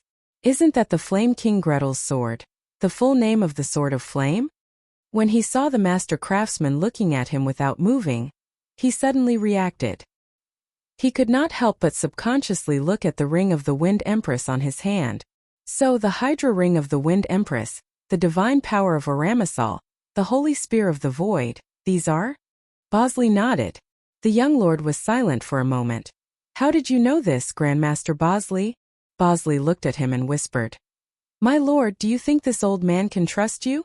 Brando paused for a moment, then sighed and nodded. "I understand. But Grandmaster Bosley, what do you think of my previous proposal?" "Before that, I have a question, my lord," Bosley replied.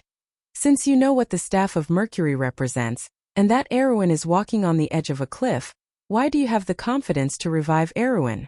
"I don't have the confidence," Brando replied without hesitation. "But that's not important.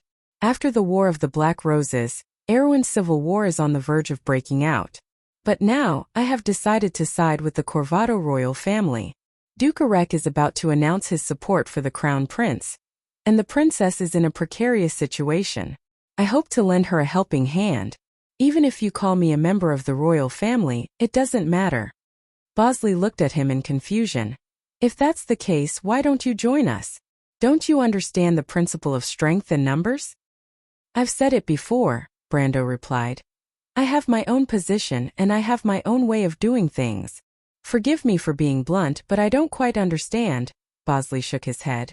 "Mortals have their own motives, but what about you, my lord?" "My motive?" The young lord smiled. "My motive is, if I don't do anything, why would I come here?" Bosley was taken aback. He didn't understand Brando's words, or perhaps he would never understand the meaning behind Brando's words. He carefully looked at the young man and slowly said, "Even so, what do you want an old man with one foot in the grave like me to do for you, sir?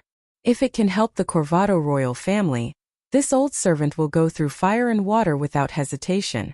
But then again, if my lord wants to raise a private army, I'm sure you don't lack a blacksmith like me." He paused for a moment.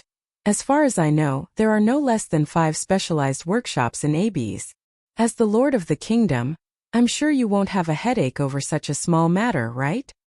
Brando looked at the stubborn old man and felt a headache coming on. He couldn't understand how the rotten Corvado royal family could still have such loyal subjects. But he also understood that his foundation was still shallow. He could only say that he was on the princess's side, so he shook his head. "Grandmaster Bosley, normal armors aren't hard to obtain. But Erwin's White Lion armor, only a royal blacksmith like you would know how to make it, am I right?"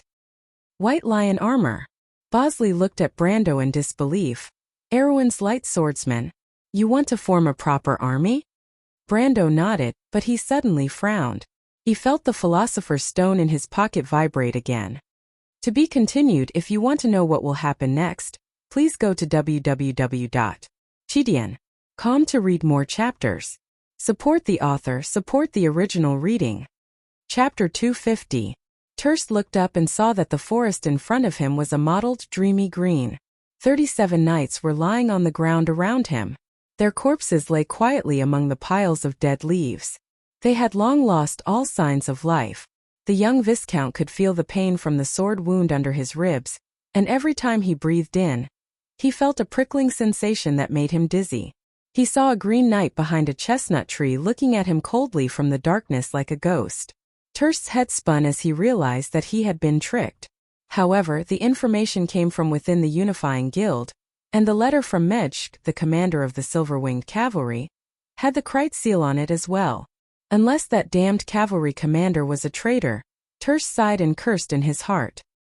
His hand subconsciously reached for his sword that had been knocked away. It was a subconscious action. Even when he was at his peak, he had only exchanged a single blow with the knight covered in emerald armor and was severely injured. That kind of power was unpredictable, and the most unbearable thing for him was that the other party did not even have the power to activate his elemental power. He defeated him with just a simple sword technique. Terse glanced at the white stone altar in the middle of the clearing, where a simple longsword was placed. The hilt of the longsword was engraved with a red and gold pattern, and on it were the images of 3 unknown heroes. It was the Lionheart sword, the legendary sword that contained the benevolence, valor, and justice of kings. However, there was still the motionless knight of the lake in between him and the sword. It was as if there was a chasm between them. The knight of the lake stood silently in the middle of the forest, obeying the ancient knight's teachings to not attack those who had lost their ability to move. A normal person would have wisely chosen to retreat, but Terse sneered and continued to crawl forward. Even with the sword wounds on his thigh, abdomen, and ribs making it impossible for him to stand, the young Viscount was still able to move forward inch by inch with his 2 hands. Terse knew that he did not have long to live, but even if he was going to die, he wanted to die closer to his target than the others. As the bastard son of the Duke of Grimoires, he had been brought up to understand the fickleness of human nature. If nothing could be relied on, he had to rely on himself. If he was weak, he would lose everything. He had slowly gained his current position because of this kind of ambition. Even if he had to pay the price of his life, he would still fight against his ambition. The young Viscount clenched his teeth and crawled. He did not know when the Knight of the Lake's sword would pierce his heart, or he would die from excessive blood loss. But what he didn't expect was that the knight covered in a layer of emerald armor only glanced at him with his eyes under the metal mask, then put away his sword and left without saying a word. What was going on? Terse was taken aback, but he didn't let go of this opportunity and immediately crawled forward. No matter what, this opportunity would not come again. Even if he had to die, he had to retrieve the sword from the altar. He felt that he was getting closer and closer to the white stone altar, and the distance between him and the sword was closing. Finally, he was able to reach for the hilt. But the moment he touched the Lionheart, a warm current flowed through his body. He could feel his body becoming more active, as if every pore on his body had opened up. His wounds started to itch as they healed faster. However, the young Viscount was slightly startled. He lowered his head and discovered that apart from the bloodstain on his chest, the wound under his ribs had already disappeared without a trace. A holy sword. Terse took a deep breath and knelt down with great difficulty. He examined the sword in his hand carefully, but to his surprise, the Lionheart in his hand started to emit a faint light that healed the wounds on his body. But in the next moment, the light on the sword quickly faded. Then it turned into stone. The young Viscount was so shocked that he almost threw the stone sword away. However, when he calmed himself down and carefully stroked the sword with his hand, he could no longer feel the ripples of mana. It was as if he was really holding an ice-cold stone in his hand. Other than its shape, it was no different from any other stone in the forest. What's going on? Terse, who had just survived the ordeal, looked at the sword in bewilderment. From what he saw before, this should be the Lionheart sword, but why did it suddenly turn into stone? He held the sword with both hands and felt an inexplicable feeling in his heart. Even though it was just a piece of stone, there was a vague feeling that it was resisting him. It was as if the sword was in his hand, but it didn't feel like it was there. Terse gripped the stone sword tightly and looked around. The forest behind the rock wasn't that big, and they had already searched every inch of it. There shouldn't be anything else here. From the looks of it, the sword in his hand shouldn't be a fake. However, why did it become like this? This wasn't something he could figure out in a short period of time. He only muttered to himself for a moment before deciding to take this thing out of here first. But before he left, he couldn't help but look back carefully. The Knight of the Lake was probably hiding in the shadows of the forest, staring at him coldly. Terse sighed in relief when he saw that the knight didn't appear again. What an unlucky trip. Terse couldn't help but shake his head. He didn't even look at the corpses on the ground. Instead, He hugged his sword and walked past the corpses of the knights as he staggered out of the forest. The humming sound of the sage slate finally stopped in Brando's hand.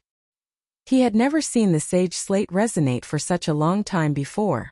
Everyone in the dungeon stared at the mysterious rune in Brendel's hand for a while. It was only when it stopped for a long time that they turned their attention back to Brendel. The prison fell silent, with only the sound of dripping water coming from a distance. "This must be a bound sage slate, my lord." Even though Bosley was currently a prisoner and Brendel's temporary retainer, he stood in front of the young lord with a neither servile nor overbearing attitude. It was as if he wanted to show that he was only temporarily relying on the royal faction, and that he could return to the royal faction in the future. But what surprised him was that Brando didn't seem to care about this. Bosley was surprised and puzzled. Compared to the uncertainty in his heart, he felt that it would be better if this young man locked him up again. However, freedom was hard to come by. Just the warmth of the torches made him want to breathe in more air, so he wouldn't say such words again. Brando looked at the old man and nodded. "You know him?" he asked. Brando didn't care about Bosley's attitude because he wasn't a noble. He had been a leader of a guild, but he had never been a lord. Even though he was in this position, he didn't have the self-awareness. It was just that he didn't notice it. However, his attitude was unanimously approved by his followers. Even Amandina had to admit that Brando's amiable attitude made the group feel more cohesive. Moreover, the young man always exuded a strong self-confidence that was enough to motivate others to follow him. Even the noble ladies couldn't help but think that perhaps this was the so-called unique charm. Brando's curious gaze landed on Bosley. The philosopher's slate was described in the Cruise's creation myth, Poem of the Blue, and the mountain people's ancient records, Howling Wind. The Myrna people and the witches believed that it was a fragment of a star that fell to the earth because it could connect with the threads of fate in the sky. In fact, the mortals knew a lot about the philosopher's slate for thousands of years. Xing Jian also used it for divination. The method was to connect the philosopher's slate with something, then she could accurately predict the direction of the thing related to it. The stone sage also used the same method to foresee the future. As long as the philosopher's slate was placed on the stone sage's body, the player would be able to obtain the answer in their heart. This was the legend of the people, and the players had personally confirmed that there was such a setting in the game. However, the master craftsman was able to see that the philosopher's slate was bound to him. This wasn't simple. Not everyone knew about runes, especially since the philosopher's slate was one of the oldest runes in the game. As a royal craftsman, it was understandable that he had heard about the legends of the divine artifacts, but it was strange that he was proficient in ancient runes. After all, even the craftsmen of Buga were not proficient in runes. Brando stopped and looked at Bosley, but he didn't rule out the possibility that the master craftsman was just guessing. He asked, "Indeed. But can you tell what the philosopher's slate points to?" Brando's question was a little difficult because even he didn't know what the philosopher's slate meant. At most, he guessed that it had something to do with the lion heart. That is. Bosley suddenly stopped, and his face turned serious. Brando saw the master craftsman's hands trembling as he stared at the philosopher's slate. The sage, the emblem of a king, valor, justice, and mercy. How? He took a deep breath and couldn't help but look at the philosopher's slate again, but the more he looked, the more serious his expression became. In the end, he couldn't take it anymore and took a step back. He looked up at Brando in disbelief and asked tentatively, "The Lionheart sword?" Brando's expression soon became even more surprised than him. Scarlet exclaimed. Even though she didn't know what the sage slate was or what magical runes were, as a citizen of Erewhon, the most famous story she had heard since she was young was the story of King Eric and his Lionheart sword. She immediately turned her head back as if she wanted to get confirmation from the young man's face, but she heard Brando ask in a hoarse voice, "How did you know?" If you want to know what will happen next, please go to www.chidian.com. There are more chapters. Support the author and support the original reading. Translator. Endless Fantasy Translation Editor. Endless Fantasy Translation. Chapter 251. The dungeon was so quiet that one could hear a pin drop. Falerne looked at the old man suspiciously while the others were speechless. It really is the Lionheart. Bosley muttered to himself and took a step back. How is this possible? How is this possible? King Eric once said that if one day his descendants forgot his glory, the Lionheart would be lost as well. The royal faction gathered together to reclaim our lost glory. But why is the Lionheart linked to your fate, my lord? Grandmaster Bosley. Brando put away the philosopher's stone and looked at the confused old man. He found it hard to connect the old man to the royal faction's chief craftsman. However, the information on the forums was never wrong. Even though the old man was a little strange, he had already shown the ability to surprise Brendel. Brando was surprised that the chief craftsman of Erewhon knew runes. You know something about the Lionheart, right? Bosley stopped and calmed down after hearing the question. He looked at the young lord and knew that he could not hide anything from him, but he was still in a difficult position. My lord, this is a secret. My family once swore an oath. Brando waved his hand impatiently. I can guess what you mean. I know that the Toots have always served the royal faction. However, King Eric of Erewhon swore an oath on the Lionheart. He said that anyone who betrayed his oath would be abandoned by the Lionheart. However, when the Lionheart returns to Erewhon, it will return with glory, no matter who it is or when it appears. Because of King Eric's oath, the Lionheart has always been closely linked to the fate of this kingdom. However, because the Lionheart has inherited King Eric's will, it can choose the one who brings the glory. He stopped and looked at the old man in front of him with his light brown eyes. The meaning in his gaze was clear. You are a member of the royal faction, but the royal faction's efforts are not only for the sake of the royal faction's power. If you want to reclaim your lost glory, you must walk the path of King Eric. Only when the flames of the past burn this dusty land can this ancient kingdom be reborn. Brando didn't say anything, but he gave Bosley a choice. There was one more thing that Brendel did not say, because from this moment on, he was already standing on the same path as the stubborn and brave princess. Although she did not succeed in the previous history, this time, he wanted to personally clear the thorns on her path, and Erewhon would obtain a true new life from the flames. It was as if history had split into two straight lines in front of him at this moment, one of which led to the burning palaces and cities in the flames.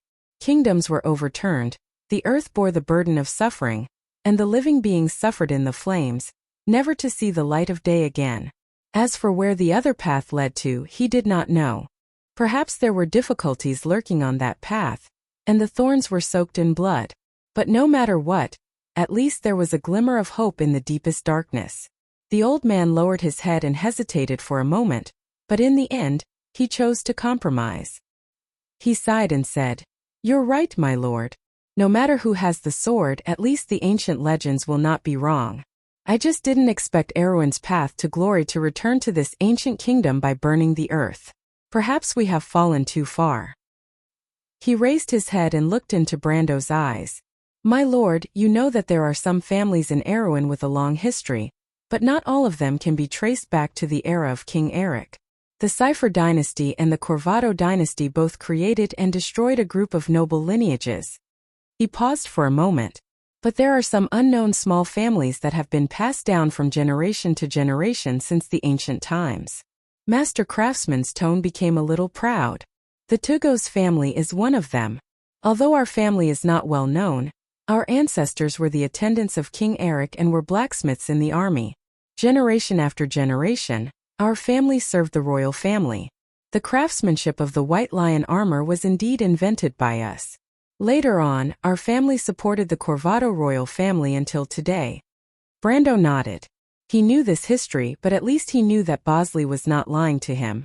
But in fact, not only was my ancestor an attendant of King Eric, but he was also one of the 5 attendants who brought the Lionheart sword from the Eagle Empire of Cruz. Bosley's voice became deeper. But many people don't know the true identity of the Lionheart sword. Most legends say that the Lionheart sword is one of the 4 sacred relics of Cruz. But most people in Cruz probably don't know that the 4 sacred relics were originally one. Brando's eyes flashed as if he had thought of something. So, he asked, when the 4 sacred relics were combined, they were called Odorfice, or the Scepter of Flames. Most people call it the Flaming Blade, the Sword of King Gretel, Bosley said, emphasizing each word. A true divine artifact. Brando's body suddenly swayed. He stuttered for the first time. Master Bosley, the resonance between the sage slate and the lionheart sword. Could it be a divine artifact? Of course not. Bosley shook his head. The lionheart sword may be a divine artifact, but it's only a divine artifact. The difference between a divine artifact and a divine artifact isn't as simple as a few words. Although I've never come into contact with a divine artifact before, from the ancient records, the difference between the two is incalculable.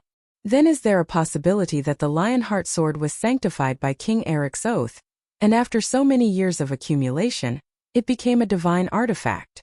Brando asked again. Bosley shook his head again. My lord, I suggest that you put away your unrealistic imagination. I'll say the same thing again. Once you see the difference between a divine artifact and a divine artifact, you'll understand how naive and laughable your thoughts are. When it came to the knowledge of these treasures, the master craftsman was filled with unquestionable confidence. However, he quickly realized that he had offended Grodin and was sent to prison. He quickly lowered his head in apology, but his heart was filled with regret. Unfortunately, his actions were destined to be in vain. Brando didn't have the time to think about these minor details. He felt his vision turning dark, and he finally understood why he resonated with the lionheart sword that day. It wasn't just the resonance between him and the lionheart sword, but also the prophecy that Bosley had told him. He could guess what kind of good deed he had done. The flaming scepter. It was the flaming scepter that resonated with him. It was the flaming blade Odorfeis that King of Flames Gretel once wielded. Oh my God, Martha! Brando couldn't help but groan in his heart. What kind of joke is this? But I didn't hear anything about Odorfeis's reappearance in the amber sword. Even the lionheart sword disappeared without a trace. According to Bosley's prophecy, history must have changed there. But where did it change? Brando couldn't help but rub his temples. All right, he shook his head. Let's end this topic here, Grandmaster Bosley. I don't want these words to spread. He paused for a moment. I'm sure you don't want everyone to know that the lionheart sword has chosen me. Am I right? Bosley looked at him doubtfully. The lionheart sword is Erwin's legitimate weapon. Because of Erwin's oath, he can use it to proclaim himself as the king. In fact, when the Corvado dynasty was first established, they used the name of the lionheart sword. But most of the people didn't know that the lionheart sword was lost. If this matter was made public, it would shake the royal family's influence. Bosley couldn't figure out why this young man would take the initiative to hide this fact. Could it be that he really supports the princess? When Bosley was imprisoned, the princess was not even 12 years old. Of course, he couldn't figure out Brando's background. But no matter what, he was still skeptical of Brando's words. In the end, Bosley nodded. No matter what, he didn't want the royal family's reputation to be tarnished. He had dedicated half of his life to the Corvado royal family. He spent the most blood-boiling time as a member of the royal faction. Even if he lost in the end, he had no regrets. That was why no matter how correct Brando's words were, he wouldn't side with him. He just hoped that Brando wouldn't go back on his words. Like he said, he would help the princess. If the eldest son of the king had the backing of the All-for-One and the restoration of the Cipher dynasty, then the princess would be the only source of support for the Corvado dynasty.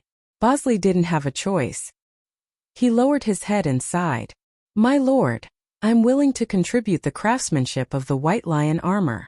But if my lord wants to train light swordsmen, I'm afraid that equipment alone is far from enough. Although the White Lion armor is the core of this unit, but Brando's face was hidden in the shadows of the torches. He smiled faintly. The White Lion swordsman is Erwin's first-rank unit. It became famous in the battle against the Cruz Empire in Valnoja.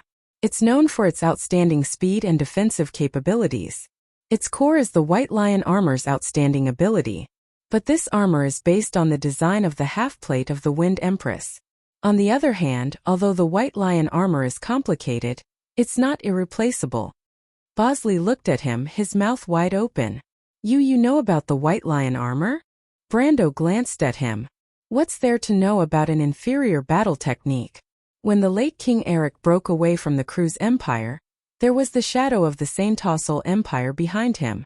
Otherwise, do you think that Erwin alone could fight Cruz to a draw?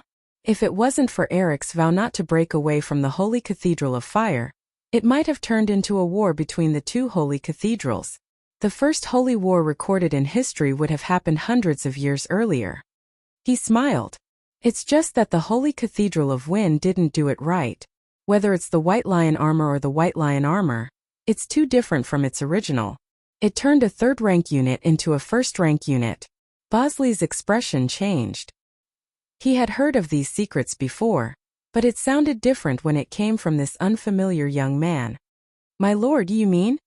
The original version of the White Lion swordsman was originally the White-Winged Knight of the Wind Elves, one of the Wind Elves' Imperial Guards. It's just that it's too small. He smiled again. But although the White Lion armor is one of the biggest secrets of the Erewhon Empire, it's not worth mentioning to me. If you can forge a batch of White Lion armor in the shortest time possible, I'll give you a surprise. Brando laughed inwardly as he said this. Although the White Lion armor was of a lower level, it was impossible for him to find someone within 100 miles who could teach him this technique. Not to mention the whole of Tonajil, even in the whole of the Southern Kingdom, there was probably no one who could learn this technique. After all, it was a secret of the Erewhon Empire, so it was impossible for it to be sold everywhere like cabbages. Just like Bosley, if it weren't for a coincidence, he wouldn't have appeared here. Surprise! The old man naturally couldn't tell that Brando was deliberately mystifying things, so he only asked in confusion.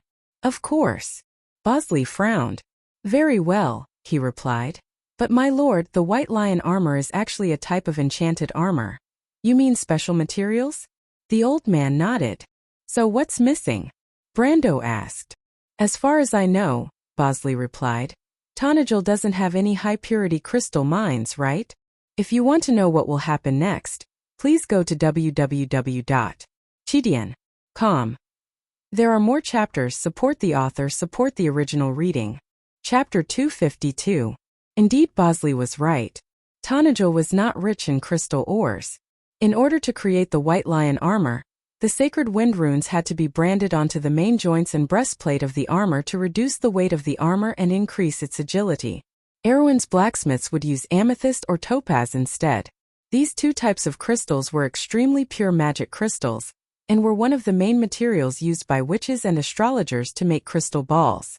In Wonde, amethyst was also known as moon quartz, a type of calcite. Grimoires, Erech, Vero, and the east of Tonajil were rich in these crystals.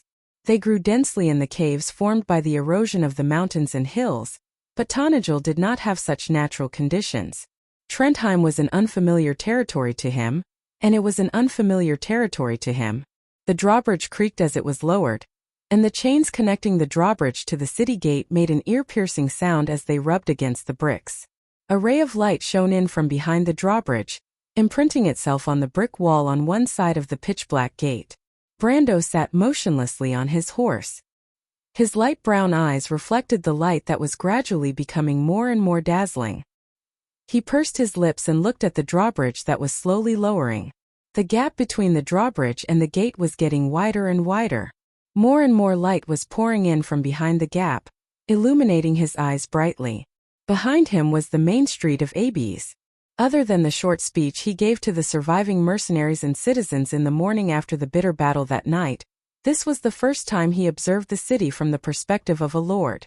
At least for the time being, this was his own city. Baron Abes' territory was located in the south of Tonajil. It was directly under Grodin's jurisdiction. There were only 4 major populated areas: Abes, the mining town of Shaflund, Gree and Port Gree to the east. The population was estimated to be around 80,000. 30,000 of them lived in Castle Abes and the surrounding areas.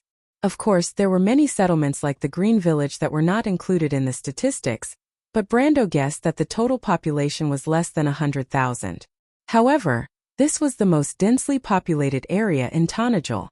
There were about 300,000 people living in Tonajil. Tonajil had a total of 170 knights' territories. Grodin's territory was not the only one. Most of the territories were occupied by his retainers. Brando knew that Saluf was nicknamed the Benevolent Knight. Saluf was a strict and inflexible knight compared to the tyrannical nobles here. Brando knew that the only reason Saluf was able to get along well with Grodin and was entrusted with such an important task was because Seluf had always been loyal to Grodin. Therefore, he would have to face the armies of these two lords first. These people were Count Ranner's pathfinders, and only by teaching them a lesson would the Count, who was hiding behind the scenes, become more cautious. Therefore, their first goal was to make Grodin's retainers fear them in the upcoming battle. The door of the drawbridge creaked as it was lowered. After a flash of white light, Brando saw the blue sky. He raised his head and looked at the sky. From Aby's castle to the Parton wilderness in the north, the Tonajil plains between the Horn Gorge and Mount Greyhar shared the same beautiful weather. This was the best period of time for Ranner before winter. The plains shone with a golden luster, but after the autumn harvest, the temperature would quickly drop. Thus, the nobles in the north were preparing for war. They wanted to attack before winter. If they delayed, the war would drag on until the next spring. Both Queen Anna and Gluck did not want to see such an outcome. Especially in the Yanalasa region, the Erewhon royal family's lion-dragon fleet was a huge threat behind Corvado. It could change the situation at any time. Cypher's Black Edge had already entered the Lodel River, and the only thing left was for both sides to persuade the merchants in Ampere Seal. If the Queen's top lobbyists succeeded in persuading the merchants, then thousands of Cypher's heavy infantry would cross the Lodel River and reach the border of Frada, just like what happened in history. Similarly, the situation in Tonajil in the south had also become tense because of his appearance.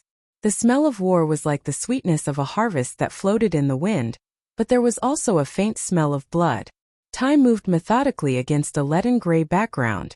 The 17th, the second day after the war. According to the communication standards of this era, the letter containing the news of the mercenaries' rebellion should have reached Lord Maxon in the north of Mintz Castle. The first batch of knights should be leaving the limestone castle to gather their forces, Brando thought silently. He could only control the area around Aby's castle, and the knight in the manor had already left with the news. After the initial preparations, Lord Maxon should be able to gather 2,000 or 3,000 soldiers. Although the iron ratio is less than 20%, it will still be a tough battle for the less than 1,000 mercenaries.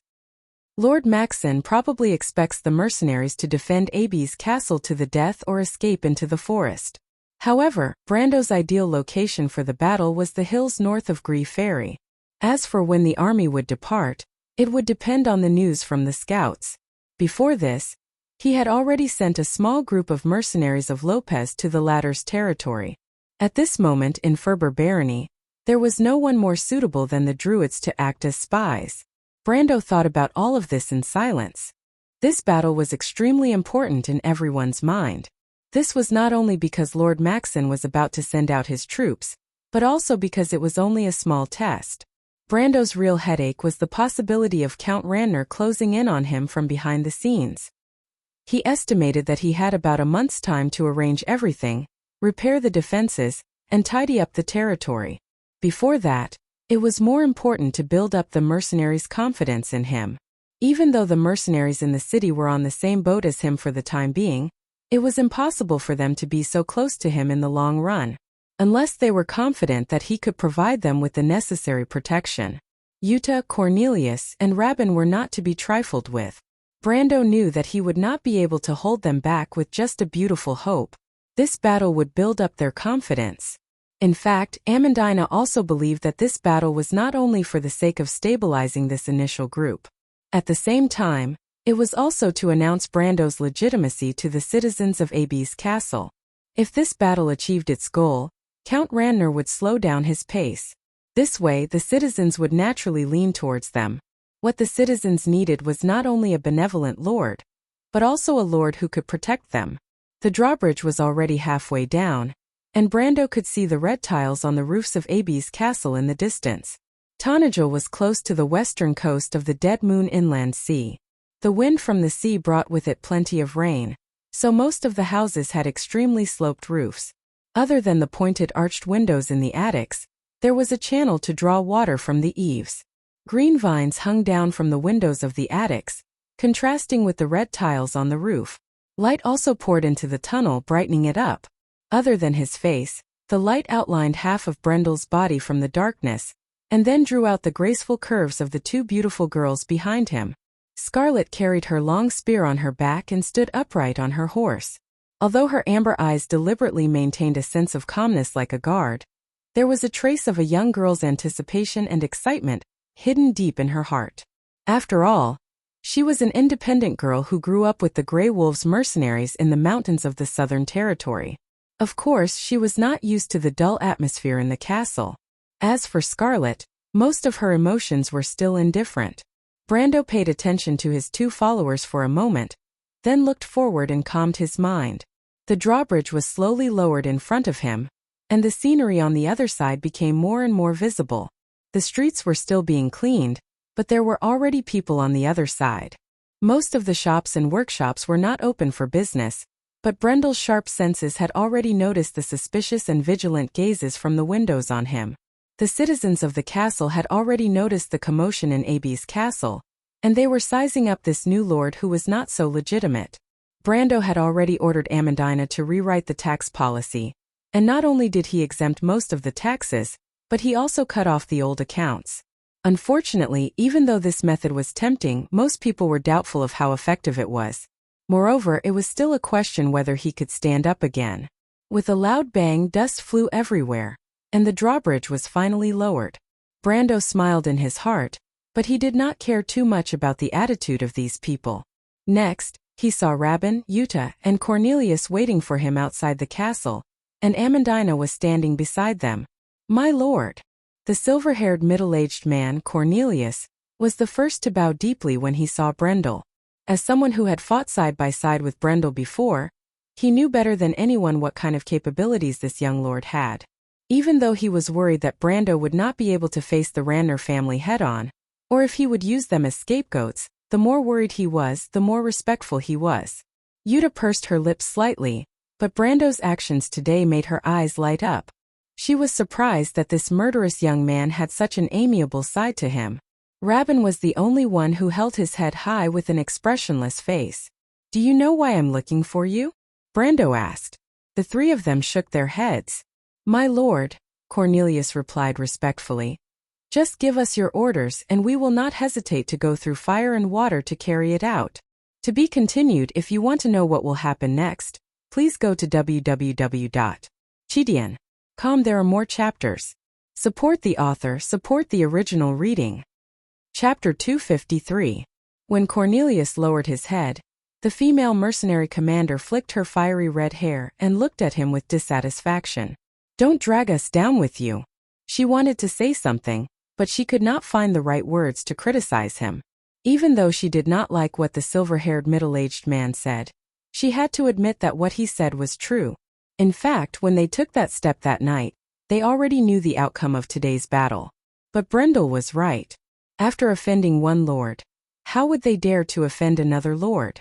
They could only blame themselves for being too impulsive when they were suppressed by Grodin that afternoon, which gave Grodin an excuse to attack them. She could not help but snort softly, but she could not help but look at Cornelius. When they heard about the young lord's new tax policy earlier, these few people looked at each other a little. In Vaunt, the nobles didn't need to buy people's hearts at all. Besides, they also understood that it didn't make much sense to do so. If Brando could fight against Count Ranner, then the people would not dare to rebel against him even if he did not do anything. If he did not do anything, then everything would be in vain. However, if they were to collect more taxes, they would at least be able to gain more income in a short period of time. With money, the Lord would be able to raise more private soldiers. Does he not understand this? She could not help but think. But of course Brando understood. In fact, the young man was quite familiar with how the territories operated in the Amber Sword. Capital, resources, and construction formed a triangle. The capital came from trade, taxes, and the income from the mines, while resources and population were the core of development. Tanajul was rich in wood and silver. Baron Abes alone had 9 lumber mills and a silver mine. There were also 2 quarries, manors, and workshops. But in reality, other than silver, most of the people in Erewhon were poor. If not for Shaflan's silver mine, Baron Abes would be no different from a beggar in the eyes of the nobles. But this was what Brando despised about Grodin. Even so, he was unwilling to change. Under his management, Tanajul's production was still stuck at Erewhon's level half a century ago. The large city of Abes did not have more than 20 blacksmiths, and this was taking into account the number of apprentices. Not to mention, according to the documents left behind by the previous lord, Abes castle could not produce more than 10 sets of chainmail or leather armor in a month. One had to know that Aween's magic and technology were not even worth mentioning when compared to those empires that stood at the pinnacle of the continent. Even Trentheim was considered to be inferior in this kingdom, so one could imagine how barren this territory was located at the southern border of the Randner region. Just like what Sir Samper of the Lantan Island Geographical Society mentioned, the only thing worth mentioning in the south of the kingdom was silver. But it was impossible for all of it to fall into Grodin's hands. Apart from Count Randner, the royal family and the Holy Cathedral also had to divide a portion equally. In the end, only a small portion would fall into the hands of the poor Baron Abes. But Brando knew that if he acted fast enough, he would be able to fully control Schafland's silver mine in 2 to 3 months. He could not imagine how much money that was. Even in the game, he had never been a lord, let alone manage a mine. Those were already monopolized by the large guilds. In front of the real professional behemoths, even RMB warriors and face fighters would tremble in fear. Brando guessed that 10 to 20 million torcoins would not be a problem. With this amount of money, Baron Abes' territory, which did not exceed 270,000 torcoins a year, would not be a problem for him at all. He asked Amandina to reformulate the tax policy. In principle, it was to buy the people's support by exempting them from taxes, but the real consideration was far more than that. Even though he was already opposing the nobles, he had more reasons to win the support of the common people. But compared to that, he was more concerned about the long-term benefits. What he needed was not only the support of the people but also the population. Lighter taxes were beneficial to the rapid growth of the population, and he needed more people to open up the barren lands. This was a long-term benefit. Not to mention Yuta and the others, even Grodin might not have the patience to achieve all of this. In any case, silver was enough for him. Brando lowered his head and looked at Cornelius, who was bowing respectfully in front of him. "We're going to patrol the territory. Bring your men with you." Falerne blinked in confusion when she heard this. She knew that Brando was about to face a battle that he had to win. But even at this time, Brendel seemed to want to bring his mercenaries to take back the lumber mills. There was an entire tribe of subterranean dwellers there, and as residents of the lowest level of the Georgindi underworld, the average strength of the subterranean dwellers was at least iron-ranked. Even if Brando was confident in winning, how could he avoid casualties? Were the lumber mills that important? Patrol the territory? Both Falerne and Cornelius were surprised. "Baron Abes has 4 lumber mills and 2 quarries," Brando replied. "Today, our mission is to make them our assets." Yuta was surprised. "My lord," she immediately raised her head.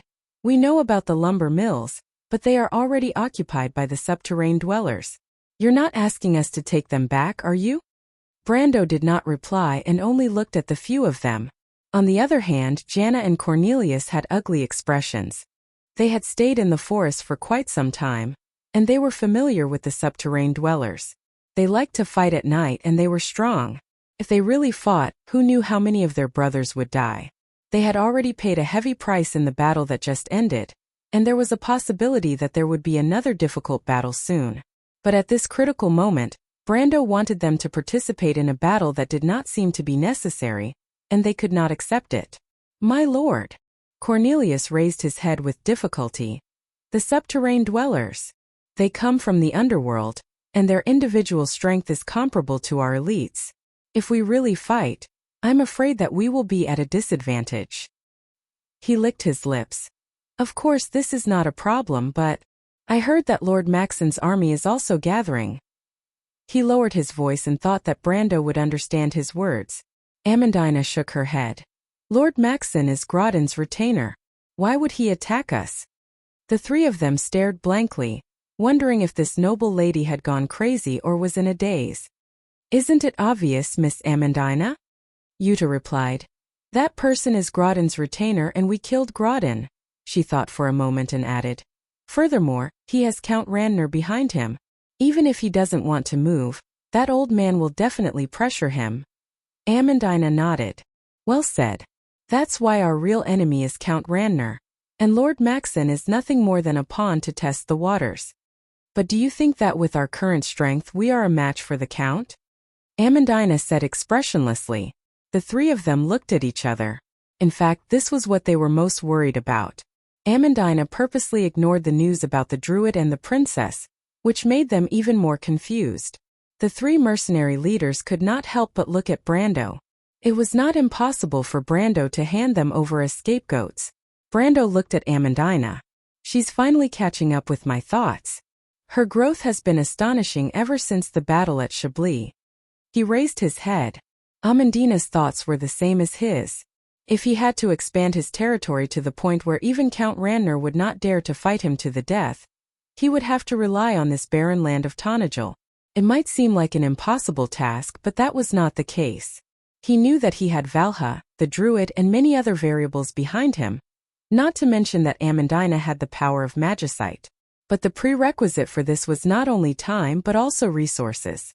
No matter what, he had to restore the operations of his territory, especially the 4 sawmills and 2 quarries around Castle Abies. He had to get them back into production as soon as possible. The reconstruction of the city walls, the training of the militia, the magicite workshop, and the various workshops all required resources. Once the Roman plan was implemented, Brando had to get these things up and running before he could establish his own merchant guild. That was why he had to end the war with Lord Maxon before the autumn harvest. Once this territory was on the right track, there were too many things he could do. Time was of the essence. Miss Amandina is my aide. Her words represent my words. Brando replied. Amandina's expression softened. My family can guarantee my safety in this war, but it's different for you. I'm not someone who gives up on my subordinates, but everything has its limits. If I lose in this war, then I can imagine what will happen to you. He lowered his voice. That's why we're on the same boat. But this boat isn't just filled with storms, there are also opportunities and treasures. At least compared to Grodin, I consider myself a generous lord. As long as you don't disappoint me, I won't disappoint you. Seeing that Cornelius was still in a daze, he added another sentence. As for the subterranean dwellers, Brando paused for a moment. You should know that the Black Tower of Karsuk fought with the subterranean dwellers for resources in the underworld for 10 years. Rabin raised his head in surprise. My lord, you have a plan? I've always had a plan. Brando replied casually, then added another sentence in his mind. But it has nothing to do with the Black Tower's wizards. To be continued. If you want to know what will happen next, please go to www.chidian.com to read more chapters. Support the author, support the original reading.